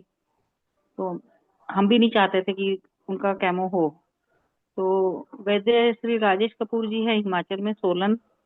हालांकि उनका ये व्यवसाय है, वो मतलब ऐसा नहीं कि धर्म के हिसाब से करते हैं, व्यवसाय है, लेकिन ईमानदारी से इलाज करते हैं। जैसा मेरा एक्सपीरियंस रहा, जिसका भी हमने इलाज करवाया बहुत अच्छा रिजल्ट मिला। तो उनकी दवाइयाँ चल रही है 1 साल से। बहुत हल्का सा शुरुआत हुआ था उसी समय, मतलब डॉक्टर ने बोल दिया केमो, लेकिन वो मतलब इनिशियल था, बिल्कुल स्टार्टिंग थी। तो मम्मी माता जी की उम्र जैसे 76 साल की है, तो केमो झेल भी नहीं पाएगी, वो भी घर वालों ने समझ लिया था। तो एक सुविधा हो गई हम लोगों को इलाज करवाने में। भगवान की दया से इलाज चल रहा है। बस अभी थोड़ी थोड़ी उनके हाथ में खारिश रहती है, खुजली बहुत ज्यादा रहती है, जिसकी वजह से प्रपस हो जाता है। वो अभी एक 5-10 दिन से एक नई प्रॉब्लम शुरू हुई है, 15-20 दिन हो गए उस प्रॉब्लम को। और इसके पहले जो शिवाम्बू का अनुभव रहा वो बहुत अच्छा रहा। मेरी सहेली की माँ को हमने करवाया था, उनका मुंह का कैंसर था, मुंह पूरा बंद हो गया था उनका। तो जब उनका शिवाम्बू चालू हुआ तो उनका मुंह खुलना शुरू हो गया था। और इस तरह के एक्सपीरियंस है जो शिवाम्बू से तो बहुत अच्छा एक्सपीरियंस रहा, लेकिन केमोथेरेपी, रेडिएशन और ऑपरेशन, इन 3 चीजों से तो अब आदमी जितना बच के रहे उतना अच्छा है। कोई आदमी अगर कैंसर का मरीज 5 साल जीता होगा तो ये सब चीज करके 3 साल 2 साल में ही और तकलीफ पा करके पैसा खर्चा करके जाता है। इस चीज में कोई दो राय नहीं है।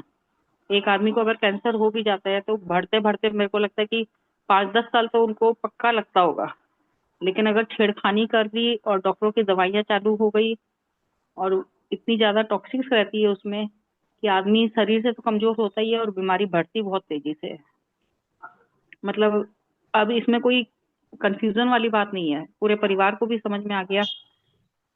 बस ये है कि स्वमूत्र चिकित्सा बड़ी औरतें नहीं कर पाती है, उन लोगों को घृणा इतनी रहती है कि उस चीज को सही रूप में ले ही नहीं पाती है। लेकिन जो कर लेती है तो वो जीत भी लेती है। धन्यवाद भाई साहब। अविनाश कुमार। भैया अध्ययन रह जाएगा, आज 9 बज गया है, फिर हम लोग अगर कोई बात नहीं, अध्ययन कोई बात नहीं, अभी ले लेते हैं। अविनाश कुमार जी। जी प्रणाम। प्रणाम भाई साहब, सभी को प्रणाम। जय गुरुदेव जी। हमारी माता जी को ये कैंसर था और बहुत लंबे 2001 से ये बीमार थी। अब तो इस दुनिया में नहीं रही, ये भी नहीं रही, लेकिन इसका इलाज जो है हमने महावीर कैंसर संस्थान IGMS पटना और इसको लेकर के फिर TMH मुंबई चले गए थे। इनको गैस्ट्रिक एनएचएल था, नॉन हॉजकिन लिम्फोमा था। इसमें लिम्फोमा 2 प्रकार का होता है ना, एक हॉजकिन एक नॉन हॉजकिन। ये नॉन हॉजकिन लिम्फोमा था, इनको गैस्ट्रिक एनएचएल जो इंडिया में हमको बताया था उस समय कि ये 4% लोगों को ही ये बीमारी लगती है। हम लोग इस कारण और भी थे और वहाँ इलाज करा रहे थे। जब भी इनको केमो चला था तो ये बेहोशी की अवस्था में चली जाती थी, लंबी तंद्रा, उसको सेप्टिसीमिया बोलते हैं, सेप्टिसीमिया में आ जाती थी। हमको तो लगा कि अब जान चला गया, अब ये कंडीशन से बाहर हो गई। और डॉक्टर भी कुछ कहते थे, हम कुछ कह नहीं सके। 2-3 केमो चला था 2-3 केमो ही ले पाई थी, बर्दाश्त ही नहीं हो पाया था, इनकी बॉडी उस लायक नहीं रह पाया था इलाज कराते कराते। 2001 से शुरुआत फेशियल पेन से स्टार्ट होता था इनको, लेकिन उसके बाद अंतिम अंतिम कथा दवा खाते खाते खाते खाते ये कैंसर का रूप ले लिया। लेकिन डॉक्टरों ने कभी ये नहीं बताया हमको कि उन्हें कैंसर है। जब हमें ये पता चल जाता तो हमें इलाज में ये दिक्कत नहीं होती, इलाज में परेशानी नहीं होती।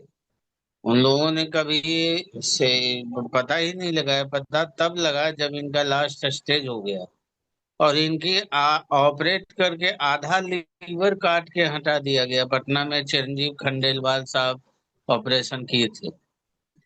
जो जान तो उनकी बच गई थी उस समय, लेकिन उस समय उनके पुर्जा पर लिखा था oncologist, refer to oncologist.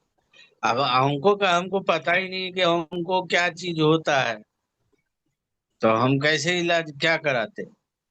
J onco का कुछ पता नहीं। उनके पिताजी सोच रहे थे, उसमें पिताजी भी थे, उन्होंने सोच लिया कि इनका तो ठीक हो गया तो क्या मिलना डॉक्टर से। तो 4 महीने के बाद, ऑपरेशन के 4 महीने के बाद बीमारी री हो गई, पुनः पेट में कॉम्प्लिकेशन स्टार्ट हो गया, पेट में दर्द वगैरह, ब्रेन में दर्द, माथा में दर्द, सब कॉम्प्लिकेशन।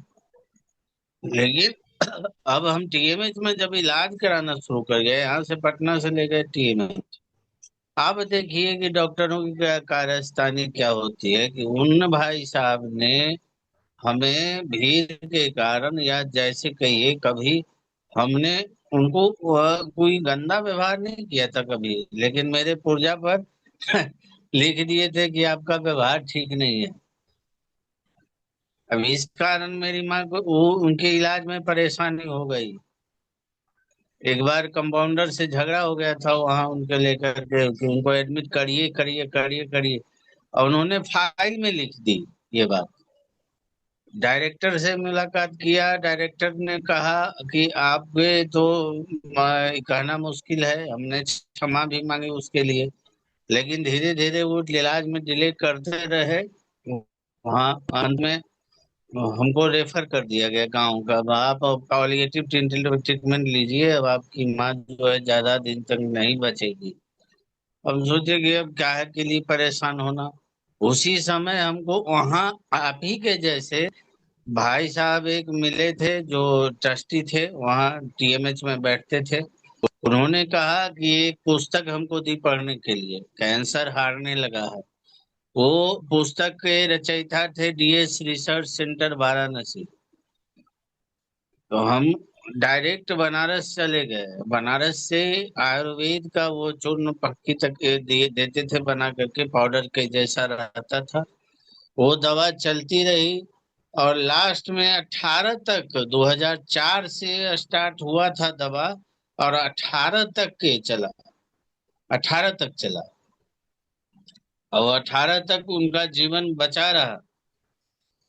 इतने लंबे समय तक वो अंत में उनका 34,540 शिक्षक भी बनी उसी पीरियड में, कैंसर के पीरियड में ही शिक्षक भी बनी और अच्छे दिन जॉब भी किया।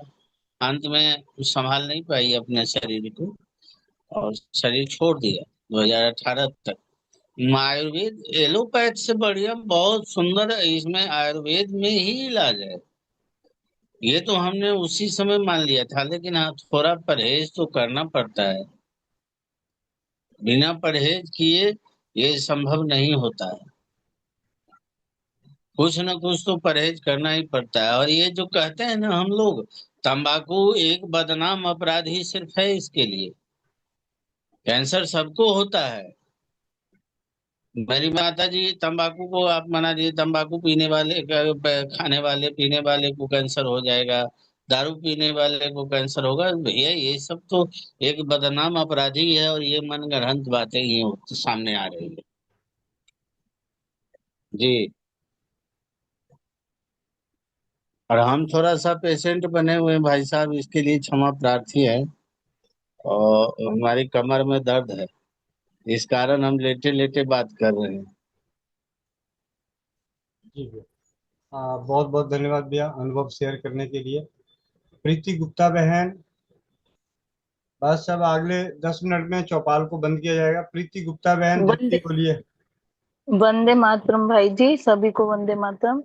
भाई जी मेरा कैंसर से रिलेटेड नहीं है, लेकिन मेरे घर में बहनोई है, उनको 91 से शुगर है, जो कि वो अंग्रेजी दवाइयों से चल रहा था अभी तक। अब उनका किडनी पे असर आ गया है, तो उसके लिए हम कुछ कर सकते हैं? कल बात करते हैं इसमें, ठीक है। ठीक ठीक है भाई जी। हीना बहन हैंड रेस करके डाउन करी। हीना, हिना अलाउद्दीन, जल्दी आ जाओ, बड़े दिन बाद आई नजर चौपाल में। चली गई क्या? चलिए, रत्ना दीदी, आरती बहन, जल्दी जल्दी बोलो, समय बढ़ता जा रहा है। हेलो। हाँ जी, वंदे मातरम भैया जी। वंदे मातरम। वो ये जो आज मैंने ग्रुप में फोटो डाली है ना, इसका कोई इलाज है क्या? ये हाथों में और पैरों में ऐंठन हो रही है। थोड़ा दिन दोबारा भेज दीजिएगा तो देख लेंगे। ठीक है भैया जी। अलाउद्दीन बहन, भैया जी रोटी खा आवाज के आ बोला रही कर। है? आवाज आ रही है? हाँ थोड़ी थोड़ी आ हेलो, रही है, बोलो। हाँ, मैं ये कह रही थी अभी जो कैंसर के ऊपर जो चला है ये अभियान, जो आज का मीटिंग का हम लोग का विषय है, तो ये सबने अपनी जर्नी बता दी थी, सबसे अच्छी बात है। लेकिन अगर हमें पता हो कि हमारे सामने हमारे जान पहचान में कैंसर से पीड़ित है और उसे कोई भी नॉलेज नहीं है, अंग्रेजी दवाइयों का इलाज भी करा रहा है, तो हमें इसमें भी थोड़ी कुछ उन लोगों की मदद करनी चाहिए ना। जी अभी मामा जी जी मेरे माँ चल ठीक है। अक्षमा कंबोज बहन, जल्दी बोलिए, सिर्फ आधा मिनट।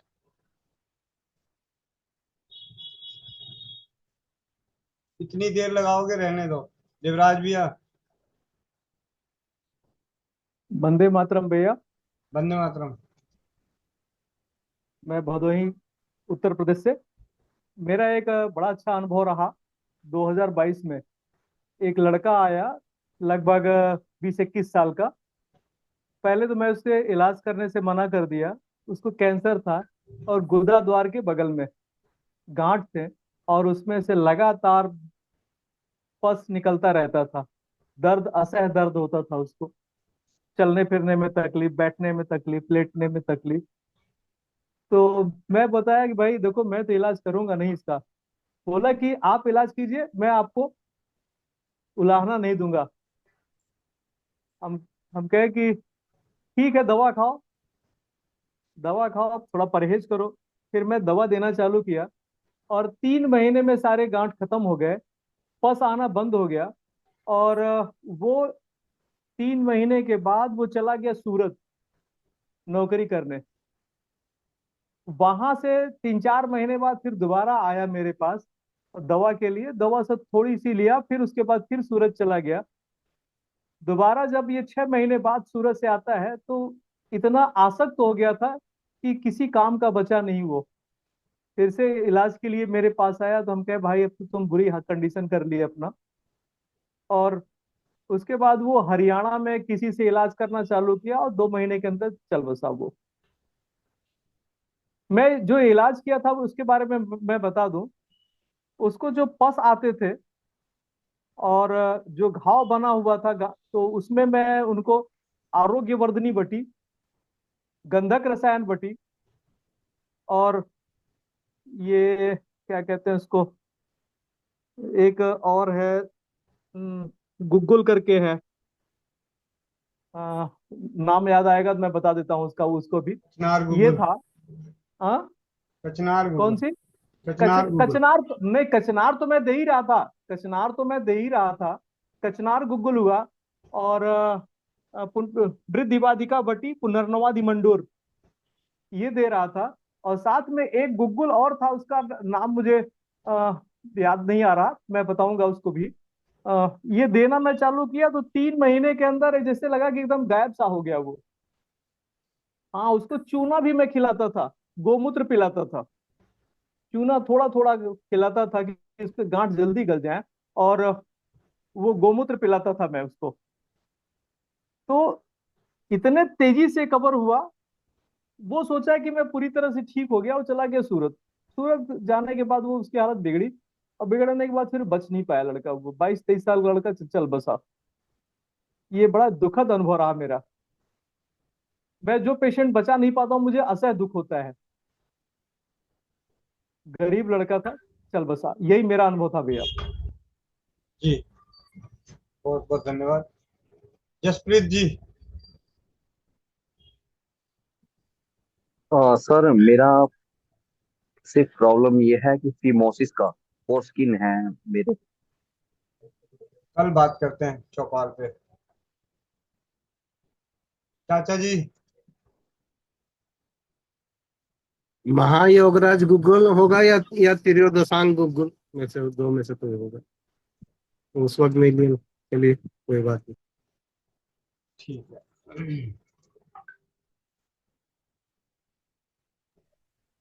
पंचतिक्त घृत गुग्गुल, पंचतिक्त घृत गुग्गुल, जी ये जी था। धन्यवाद धन्यवाद। अभी लगभग हम 1 घंटे से कैंसर के ऊपर बातें कर रहे थे। सब अपने अपने सब ध्यान से सुन भी रहे थे। लेकिन इस 1 घंटे में राजीव भाई को सुनने के बाद 2016 से, मैं संक्षेप में सिर्फ एक चीज बता दूं कि 99% राजीव भाई हमारे जीवन में आए तो उसका जो सबसे बड़ा फायदा मिला वो हमारे दीवान ऑफसेट प्रिंटर्स के मालिक, दिल्ली, पूरी ऑल ओवर इंडिया के प्रिंटिंग इंडस्ट्री में प्रेसिडेंट पोस्ट पे रहे, दिल्ली के भी प्रेसिडेंट रहे और काफी अच्छे दीवान साहब का। और उन्हें 2016 में माउथ कैंसर हुआ और उसी दिन दौरान राजीव भाई को सुनने का सौभाग्य प्राप्त हुआ। उन्होंने एलोपैथी ट्रीटमेंट के साथ घरेलू को इस कदर अपनाए, गौमूत्र और घरेलू को इस कदर अपनाए कि आज भी हमारे बीच हैं। आज भी 78 इयर्स की उम्र में उन्हें कैंसर हुआ, आवाज पूरी तरह से बंद हो गई। दिल्ली के एक्सरी एक्शन बालाजी कैंसर हॉस्पिटल में इलाज चला। साथ ही साथ उन्होंने घरेलू चीजें जो बहुत ही आज के डेट में भी वो नीम, गिलोय, एलोवेरा, तुलसी को नहीं छोड़ते, गौमूत्र को नहीं छोड़ते। और 78 की उम्र 2016, 2025, 9 साल, यानी आज 87 इयर्स। ठीक है, इसके साथ साथ ये तो बहुत छोटी सी, इससे बड़ी बात, उनके जीवन में ऐसी दुखद घटनाएं आई कि जिन्होंने जिस एम्पायर को खड़ा किए थे वो एम्पायर 2022 में उन्हें बंद करना पड़ा। मतलब 45 साल पुरानी कंपनी दीवान ऑफसेट प्रिंटर्स प्राइवेट लिमिटेड 31 मई 2022 को बंद करना पड़ा। फिर भी इतने बड़े और कुछ पारिवारिक कुछ सामाजिक दुखद घटनाओं के बावजूद भी वो खुद अपने आप को इस कदर सरवाइव कर गए कि जबकि उनका 45 साल का बेटा उतना अच्छा सरवाइव नहीं कर पा रहा है। मतलब शारीरिक रूप से बेटे को कुछ नहीं है ऐसा नहीं, लेकिन मानसिक रूप से जो बेटा टूटा और बाप 87 साल की उम्र में, 86 साल की उम्र में भी नहीं टूटे। और इतने शिद्दत से, मतलब इतने शिद्दत से गेहूं के ज्वारे को खुद बोते थे, खुद काटते थे, खुद मिक्सी में पीसते थे और उसमें गौमूत्र मिला के, एलोवेरा मिला के, पीपल के पत्ते मिला के, तुलसी के पत्ते मिला के, आप यूँ समझ लें कि उन दिनों में कैंसर को नष्ट करने में क्या क्या खाया जाता है। लगभग 47 तरह के घरेलू और अपने ड्राई फ्रूट सब मिला के 47 तरह के हैं। कि पेट का कैंसर है तो लहसुन का प्रयोग होता है, आपको किसी भी अंग का कैंसर होता है तो अजवाइन का सेवन किया जाता है। उस सभी को उन्होंने बारी बारी से अपने जीवन में अप्लाई किया और किसी को भी नहीं छोड़ा। अगर बोला गया कि अजवाइन और मुनक्का बादाम को रात को भिगोना है, सुबह उसको 4 बजे सिलवट्टे पे पीसना है, तो उन्होंने इमाम दस्ते में ही घिस के पीसा, ना कि मिक्सी चलाया। उसका नतीजा ये हुआ कि आज भी हमारे बीच है दीवान साहब। ये तो सबसे बड़ी जीत है और ऐसे अनेकों जीत हैं जो कह रहे हैं कि जैसे बात, हाँ इस बात में बताऊं कि साजिया दीदी का बहुत बड़ा रोल रहा। साजिया दीदी जब आई, हमसे मुलाकात हुई फोन के जरिए माध्यम से 2020 में कोरोना काल में अप्रैल के महीने में, तो उन दिनों में पाकिस्तान में ट्रीटमेंट कराना बहुत भारी पड़ रहा था और ऐसे समय में कोई अगर मिल जाए फ्री का इलाज बताने वाला तो हर किसी के लिए चांदी। तो और मुझे मिल गया मौका। साजिया दीदी की लगभग 50 से ज्यादा कैंसर पेशेंट, जो ब्रेस्ट कैंसर, यूट्रस कैंसर, पेट के कैंसर, उनके संपर्क में जितने भी थे, रात को पाकिस्तान में बात होती थी। उन बहनों की जो भी तकलीफें होती थी, उन तकलीफों पे घरेलू उपचार को बताता था और उसके जो परिणाम मिलते थे वो मुझे अपने आप में, और इसी दौरान होम्योपैथी की जो कहते हैं कि प्रैक्टिस, परमात्मा ने वो रास्ता दिखाया कि कैंसर में होम्योपैथी, घरेलू, क्योंकि वहाँ आयुर्वेद की दवाइयाँ इतनी आसानी से नहीं मिलती और बाकी चीजें महंगी, होम्योपैथी सस्ती पड़ती है और घरेलू घर की चीजें हैं। तो इन सभी चीजों का प्रयोग कराने का वहाँ पे काफी सारे करीब 50 से 60 बहनें थी जिनको हमने 2021 तक, मतलब 2021 लास्ट तक 2 साल तक साजिया दीदी के द्वारा जो भी आते थे उन सभी का एक भाई के रूप में सेवा करता था। और उसका परिणाम ये मिला कि अटूट विश्वास, अटूट विश्वास। उस वक्त तो स्वमूत्र था ही नहीं, उस वक्त तो बायोकेमिक भी मेरे हाथ नहीं आया था, उस वक्त मंत्र भी नहीं आए थे। उस वक्त तो सिर्फ एक ही चीज, रसोई घर। आप सब सोचते हो ना, रसोई घर ब्रह्मांड के। स्वस्थ समृद्ध परिवार में आपको सबसे ज्यादा जो लिखा हुआ नजर आएगा उनके पोस्टर बैनर में, एक ही चीज, रसोई घर ब्रह्मांड की प्रथम औषधालय। क्योंकि यहीं से सारी चीजें हुई है। जो आज हम कुछ आगे बढ़ भी रहे हैं ना, तो उसके पीछे जो सबसे पहला अध्याय है वो रसोई घर ब्रह्मांड की प्रथम औषधालय। क्योंकि हर घर में जीरा था, हर घर में धनिया था। मुझे आज एक वाक्य याद आया कि एक दीदी थी, उनके ब्रेस्ट के कैंसर में बहुत असहनीय पीड़ा होने लगी रात के, और रात को 11:30 बजे फोन आया साजिया दीदी का कि वो नगमा को बहुत भयंकर पेन हो रहा है, गोविंद भाई कुछ कर सकते हैं क्या। मैंने कहा अच्छा ठीक है, बात करता हूँ। मैंने उनको कुछ चीजें पूछी, ये चीजें हैं नहीं है, ये चीजें हैं नहीं है। तो मैंने पूछा कि आपके घर में नमक है? कहते हाँ नमक है। आप बिलीव नहीं करिएगा, ये राजीव भाई का आशीर्वाद रहा कि नमक के गुनगुने घोल का गाढ़ा लेप लगाने से वो दर्द खत्म ही हो गया। मतलब मुझे भी नहीं पता कि मैं क्यों उसको नमक का लेप लगवा रहा हूँ, लेकिन उसके घर में था ही नमक। तो मैंने कहा इसको भाई, मतलब ऐसी हुई कि उन्होंने नमक का गाढ़ा घोल बनाया, गाढ़ा घोल, और उसको गुनगुना करके ब्रेस्ट पे लगाई और पट्टी कर दी। सुबह फोन आता है साजिया दीदी का कि आपने उसको रात को क्या बता दिया, वो तो चैन से सो रही है, कह रही है मेरे को तो अल्लाह मिल गया, अल्लाह। ठीक है, हल्के में नहीं है रसोई घर, बहुत ही मतलब अद्भुत है। उसके बाद तो अब तो खैर अलग अलग बातें हैं सारी चीजें, लेकिन इन सभी चीजों में एक चीज सबसे ज्यादा कॉमन है कि जिसका आत्मविश्वास बड़ा है और जिसके पास पैसे नहीं है, बिल्कुल भी पैसे नहीं है, और जिसके शुभ चिंतक नहीं है, उसका बुरा वक्त ज्यादा नहीं रहता, उसको कष्ट कम होता है। मतलब जिसको डराने वाला कोई नहीं, वो भगवान के भरोसे काफी लंबी दौड़ लेता है। अब हम आप बात करेंगे कल की 11 बजे की मीटिंग में कि कैंसर को एक आम आदमी, गरीब, मैं गरीबों के हिसाब से बात करता हूँ, 90% उन भाई बहनों की ओर से जिनके पास कुछ नहीं है, वो अब पहले जो था और आज हमारे पास हथियार है, आज हमारे पास अगस्ता कोड है, आज हमारे पास अपने ही बाएं हाथ की उंगलियों की हथेलियों की रेखाएं, बनाई हुई रेखाओं में लिखे गए शब्दों का प्रभाव है, अक्षरों का प्रभाव है, जिससे हम अपने कष्टों को हर सकते हैं, रोगों को नाश कर सकते हैं। उन सभी का, इन सभी चीजों को कैसे कैसे प्रयोग करें, इसके लिए कल 11 बजे की नारी सुरक्षा जागरूकता अभियान, घरेलू बचत व्यवसाय, स्वास्थ्य रक्षक कैसे बने की मीटिंग में जानेंगे। चौपाल में दूसरे अन्य अन्य प्रश्नों को लेंगे। जी मोनिका बहन, आप अपने माइक को अनम्यूट करें, समय आगे बढ़ता जी जा रहा भैया है। जी, जी जी भैया जी, बहुत बहुत धन्यवाद भैया जी। 5 मिनट लूंगी, 5 मिनट का समय चाहिए। भैया जी, कैंसर के ऊपर बातचीत चल रही थी। 2015 में मेरी बुआ जी को कैंसर हुआ था। जो अभी एक भैया जी बता रहे थे, आयुर्वेदिक मेडिसिन, आयुर्वेदिक जो अपने रसायन, गूगल, गंधक वगैरह वगैरह, जो भी वही ट्रीटमेंट मेरी बुआ जी को चला था। तब तक हम जानते नहीं थे, हम आयुर्वेद को विवटी के बारे में जानकारी नहीं थी। और परमात्मा ही मालिक है कि वेद साहब ने क्या दिया था भैया, हमने बहुत पैसा लुटाया था। और वो ऐसे पुड़िया बना बना के हमें देते थे, जो आज मैं जानती हूँ उनको कि ये वटी होती है, ये इस ऐसे मिलती है, बनती ऐसे है, वो सारी जानकारी अब तो हो गई। उस टाइम हम जानते कुछ भी नहीं जानते थे, वो उस समय की बात थी। 2015 नहीं, 2008 में उनको हुआ था।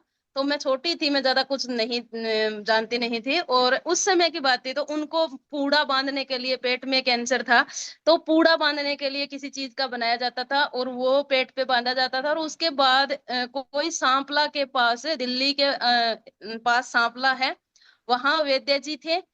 और उनको भैया जी कम से कम हमने 1 एकड़ जमीन दी होगी। 1 एकड़ जमीन बेच के जितना पैसा बनता है, हमने वो लुटाया था। और उन्होंने, वैद्य जी ने, परमात्मा ही मालिक है, उन्होंने क्या दिया था क्या नहीं दिया था वो ही जानते हैं। उसके बाद मुझे वैद्यों से, हम डॉक्टरों की बात करते हैं ना, मुझे वैद्यों से इतना डर लगता है जितना आप लोग सारा दिन चर्चा करते हो डॉक्टरों की।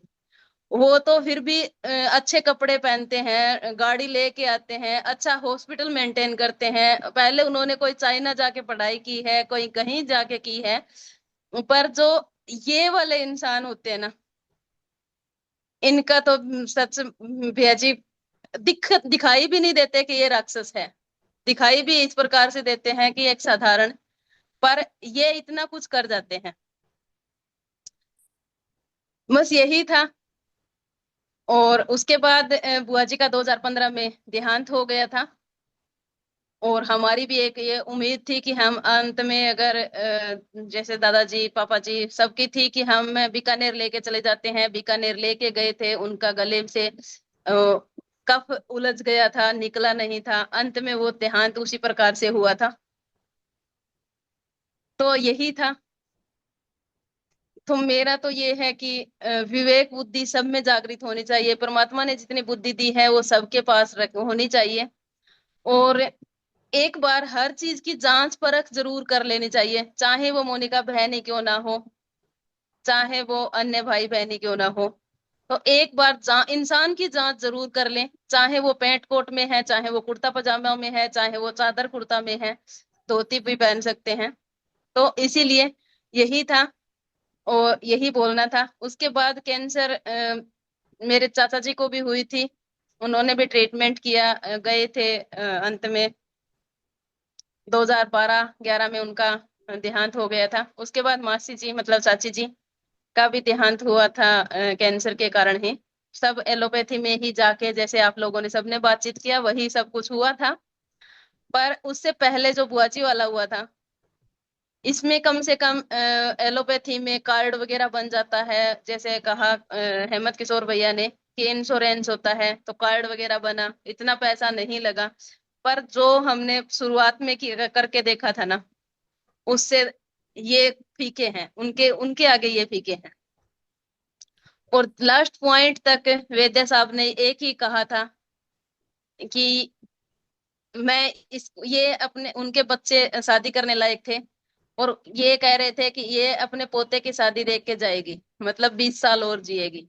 लास्ट पॉइंट तक ही उनका ये वचन था। पर उन बच्चों की शादी 1 महीने बाद पहले तय कर ली थी हमने, और शादी उनके जाने के 1 महीने बाद हुई। वो पहले ही चले गए थे। जी भैया जी।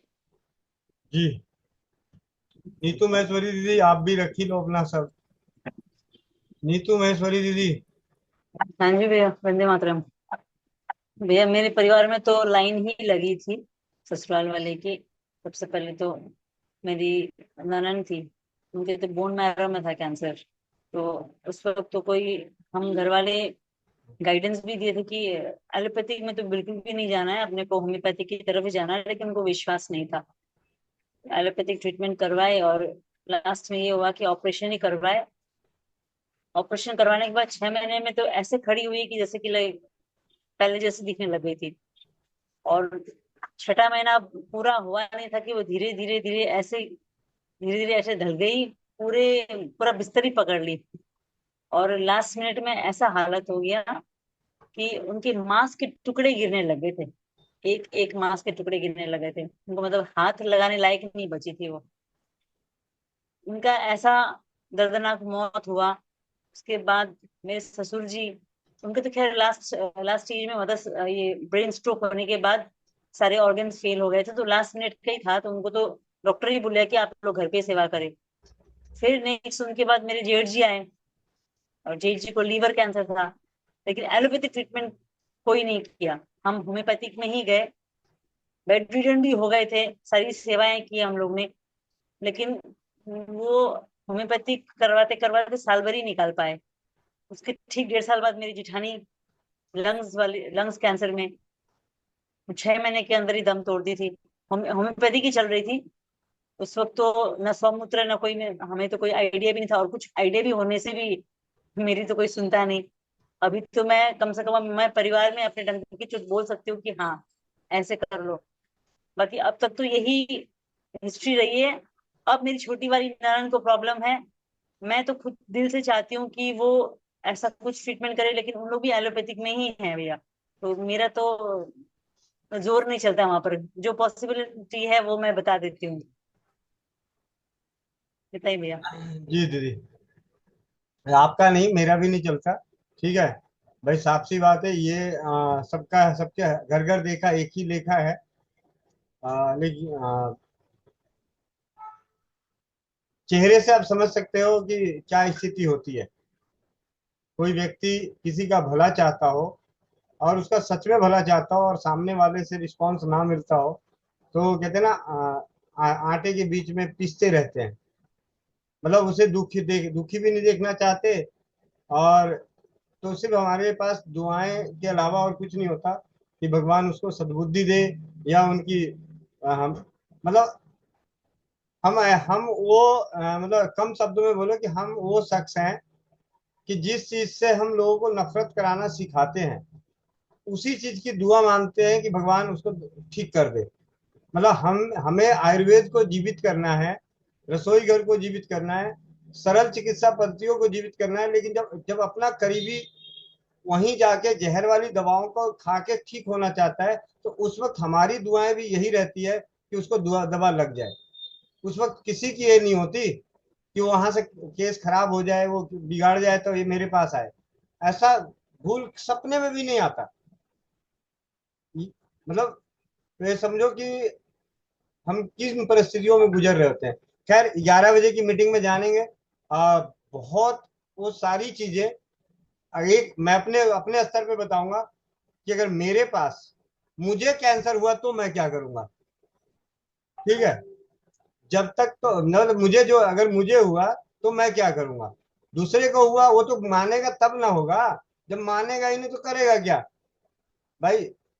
अभी हमारे अनुभव पटेल भाई हैं या और भी जितने भी करीब 60-70, मतलब अभी तक मैंने कैंसर के लगभग पिछले 8 सालों में अनगिनत कहानी मेरे, अगर मैं मोबाइल में 90,000 नंबर है और मैं खाली कैंसर लिख दूं तो लगभग 200 से 250 नंबर ऐसे हैं जिनके नाम के आगे कैंसर है। लीवर कैंसर, ब्रेस्ट कैंसर, ये इसलिए आता फोन है। फिर मैं उनसे बात करके उनका नाम के आगे कैंसर लेके सुरक्षित रख लेता हूँ, ताकि 2-4 साल बाद जब भी कभी हो तो हालचाल पूछो तो पता चले कि वो कहाँ ठीक हुए, ताकि उस जगह को हम भी किसी को बता सकते हैं। क्योंकि हमारी तो मानता नहीं कोई। अब मानेगा क्यों, क्यों माने भाई। हमारी मानना भी नहीं, भूल के भी नहीं मानना। कौन मानेगा? जिसको खुद पे भरोसा है, जिसको अपने पैसे, भाई ठीक है, जो समृद्धि नहीं है उनके लिए हम काम कर रहे हैं। जो सब जगह से हार गए हैं उनके लिए हम काम कर रहे हैं। तो इस तरीके से अनेकों कैंसर के केसेस हैं मेरे पास। वो तो अलग लिखने लगूं, बोलने लगूं, हर किसी के नाम के आगे पढ़ के कि इसको ये कैंसर था, अब इसकी क्या स्थिति है और इसकी क्या स्थिति है, तो रोंगटे खड़े हो जाएंगे। आयुर्वेद में भी, एलोपैथी में भी, और झाड़ फूक वाले में भी, और तरह। भैया सबसे ज्यादा ताजुब तो तब होता है जब झज्जर के कैंसर हॉस्पिटल के बाहर लिखा रहता है कैंसर का पक्का इलाज, जिस नंबर पे संपर्क करें। मुझे लगता है ऐसे व्यक्तियों को भारत सरकार की तरफ से सबसे पहले जेल में डाल देना चाहिए। सबसे पहले जेल में डाल देना चाहिए जो अरबों खरबों रुपए की बिल्डिंग के बाहर ये बोर्ड लगा के छाप रखा है कि कैंसर का पक्का इलाज के लिए संपर्क करें।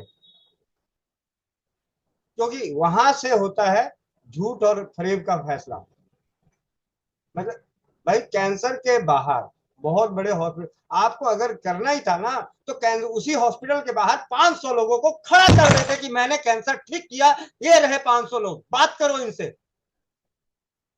पक्के का बोर्ड लगाने से अच्छा है उन 500 लोगों को वहां खड़ा कर देते कि मेरी तरफ से भाई मेरे पास पक्का इलाज आ गया है, आप यहाँ पे खड़े हो जाओ, कैंसर के बाहर जितने हॉस्पिटल वहां पे जाके खड़े हो जाओ कि मैंने आप 500 लोगों को ठीक किया है, बताओ इनको। नहीं, तो सिर्फ पोस्टर छापेंगे छोटे से दिखते हुए नजर में, तो मरता क्या नहीं करता, मिलाया नंबर। हाँ जी, मुझे आज ऐसी बातों में बता रहा हूँ, याद आ गया। हमारे कमलेश जी हैं, कमलेश जैन उदयपुर से, रीना नवलानी दीदी जानती है। फोन आया, भैया मेरे पास ना एक नंबर आया वैद्य जी का पटना से, और वो कह रहे हैं कि आपकी जो बहन का कैंसर है वो बस चुटकियों में 1 महीने में। मैंने कहा जी ठीक है, पैसे कितने? कह रहे ज्यादा नहीं, 51,000। मैंने कहा ठीक है जी, बहुत बढ़िया। आपको क्या समझ में आ रहा है? आपको क्या समझ में, आपकी बुद्धि कोई काम कर रही है? कह रहे भैया क्या करें? मैंने कहा क्या करें भाई, 51,000 उससे देने से अच्छा है कि 5,000 की ट्रेन पकड़ के उसकी गर्दन पकड़ लेना भाई, कहाँ पे बैठा है, दिखा जरा। पैसे लेके इलाज करा, कितने रोगियों को ठीक करा है 51,000 लेके, बता तो सही। आखिरी में नेगोशिएट करके जानते कितने पे आया? 11,000 की दवाई भेज रहा हूँ जी।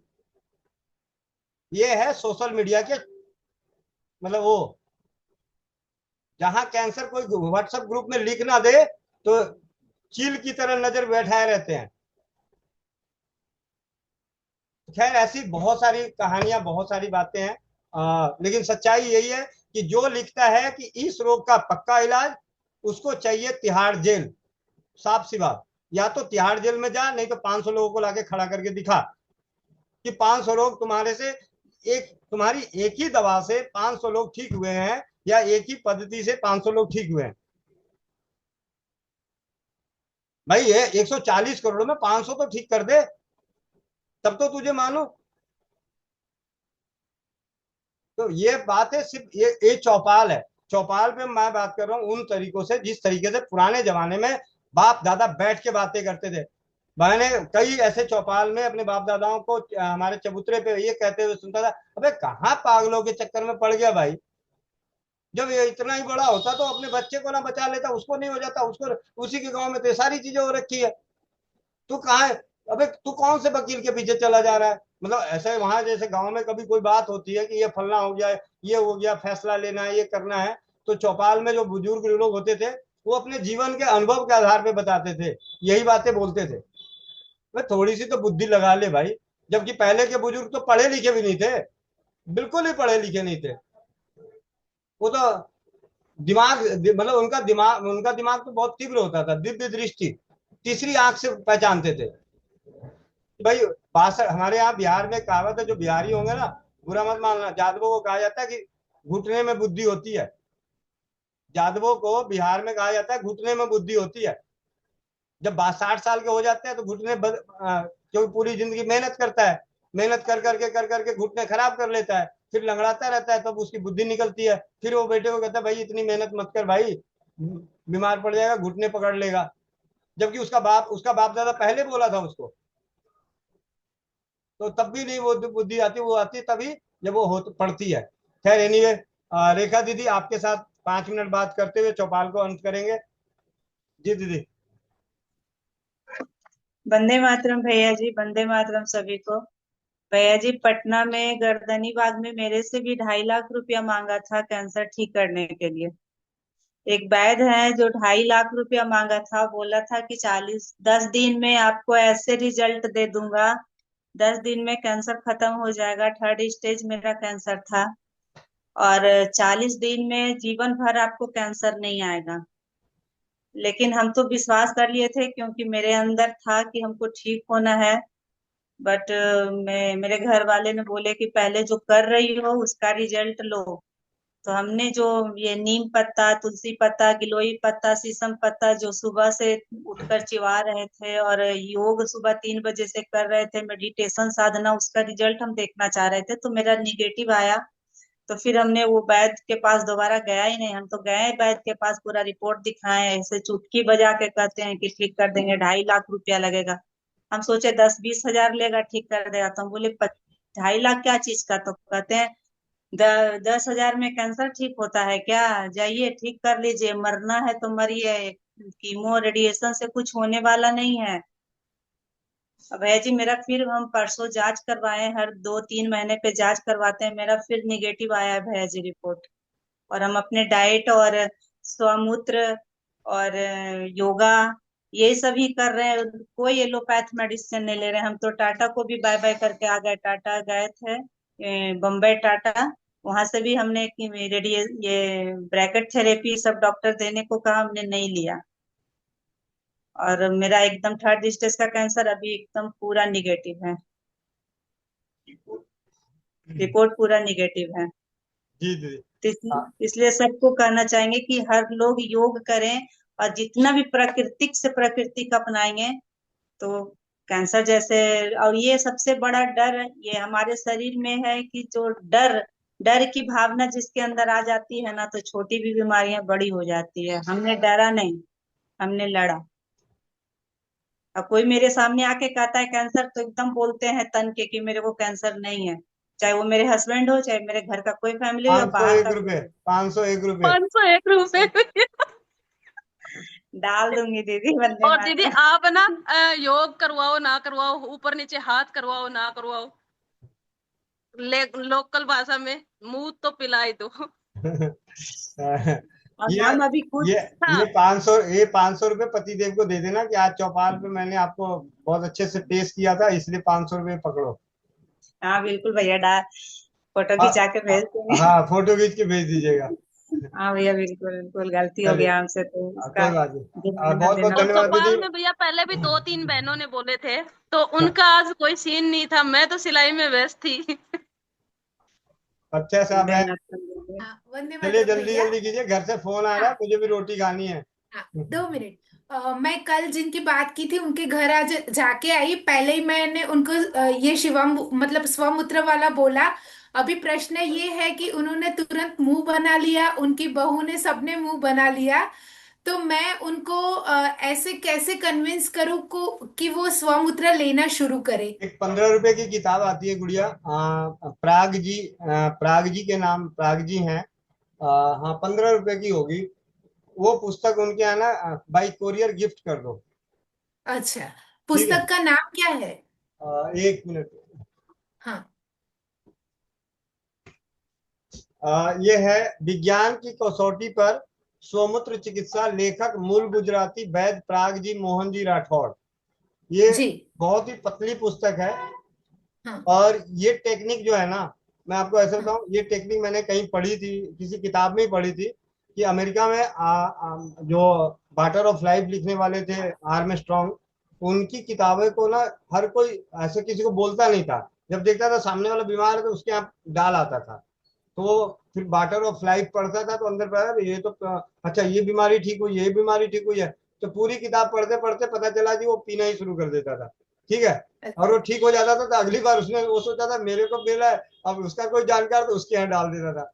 जब मैंने स्वमूत्र चिकित्सा के ऊपर पढ़ना शुरू किया था तो अपने ना जाने कितने कैंसर रोगियों को, जो मतलब कैंसर से ग्रसित परिवार थे जिनको मैं जानता था, उनके यहाँ उनका एड्रेस लेके मैंने गिफ्ट करके भेजा था। ठीक है, उनमें से सबने तो नहीं किया था, लेकिन 60-70 मेरे को मैंने भेजे थे, तो 5-6 जनों के फोन आए थे कि आपने किताब बहुत अच्छी भेजी, मेरे को ना बहुत फायदा मिल रहा है, बहुत फायदा मिल रहा है। ठीक है, लेकिन वो क्या होता है कि दो नाव पे थोड़ा सा मजेदार होता है। देखिए जी, जो जिनके पास पैसे हैं, परिवार की पहुंच है, वो बस उनकी अपनी जो दुर्दशा, जो कहानी आपने सुना कि चलते चलते भैया तो जो कह लें जैसा कह लें, लेकिन हमारे लिए था कि भाई उनको फर्क मिल गया, हमारा विश्वास बढ़ता गया और हम लोगों को डंके की चोट पे बोलते गए भाई किसको, जो हार गया, जो हारे मतलब कहते हैं हारे का सहारा बाबा, हाँ हारे का सहारा बाबा, तो ये वाली बात है। तो इस तरीके से भैया एक बार नाम फिर से रिपीट कीजिए तो बुक का। विज्ञान की कसौटी पर स्वमूत्र चिकित्सा, लेखक मूल गुजराती वैद्य प्राग जी मोहन जी राठौर। ये है सबसे पतली पुस्तक, मतलब इसकी कीमत भी ज्यादा नहीं है, 12 रुपए है, तो लगभग क्योंकि इसके अलावा ये और भी छोटी छोटी पुस्तकें हैं, 30 रुपए, 40 रुपए, 35 रुपए वाली, वो आप मतलब बहुत मोटी किताब दोगी तो दिक्कत है, पतली किताब डाल के आओ ताकि वो जल्दी पढ़ जाए 2-4 दिन में। जी पक्का। हाँ धन्यवाद। वंदे मातरम। चलिए मिलते हैं, सुबह 5 बजे होगा अभ्यास, 11 बजे नारी सुरक्षा घरेलू बचत व्यवसाय के तहत स्वास्थ्य रक्षक बने के तहत 11 बजे की मीटिंग में जानेंगे गोविंद भाई को अगर कैंसर हुआ तो क्या करेंगे। ठीक है, वंदे मातरम, जय हिंद, जय भारत, जय राज्य।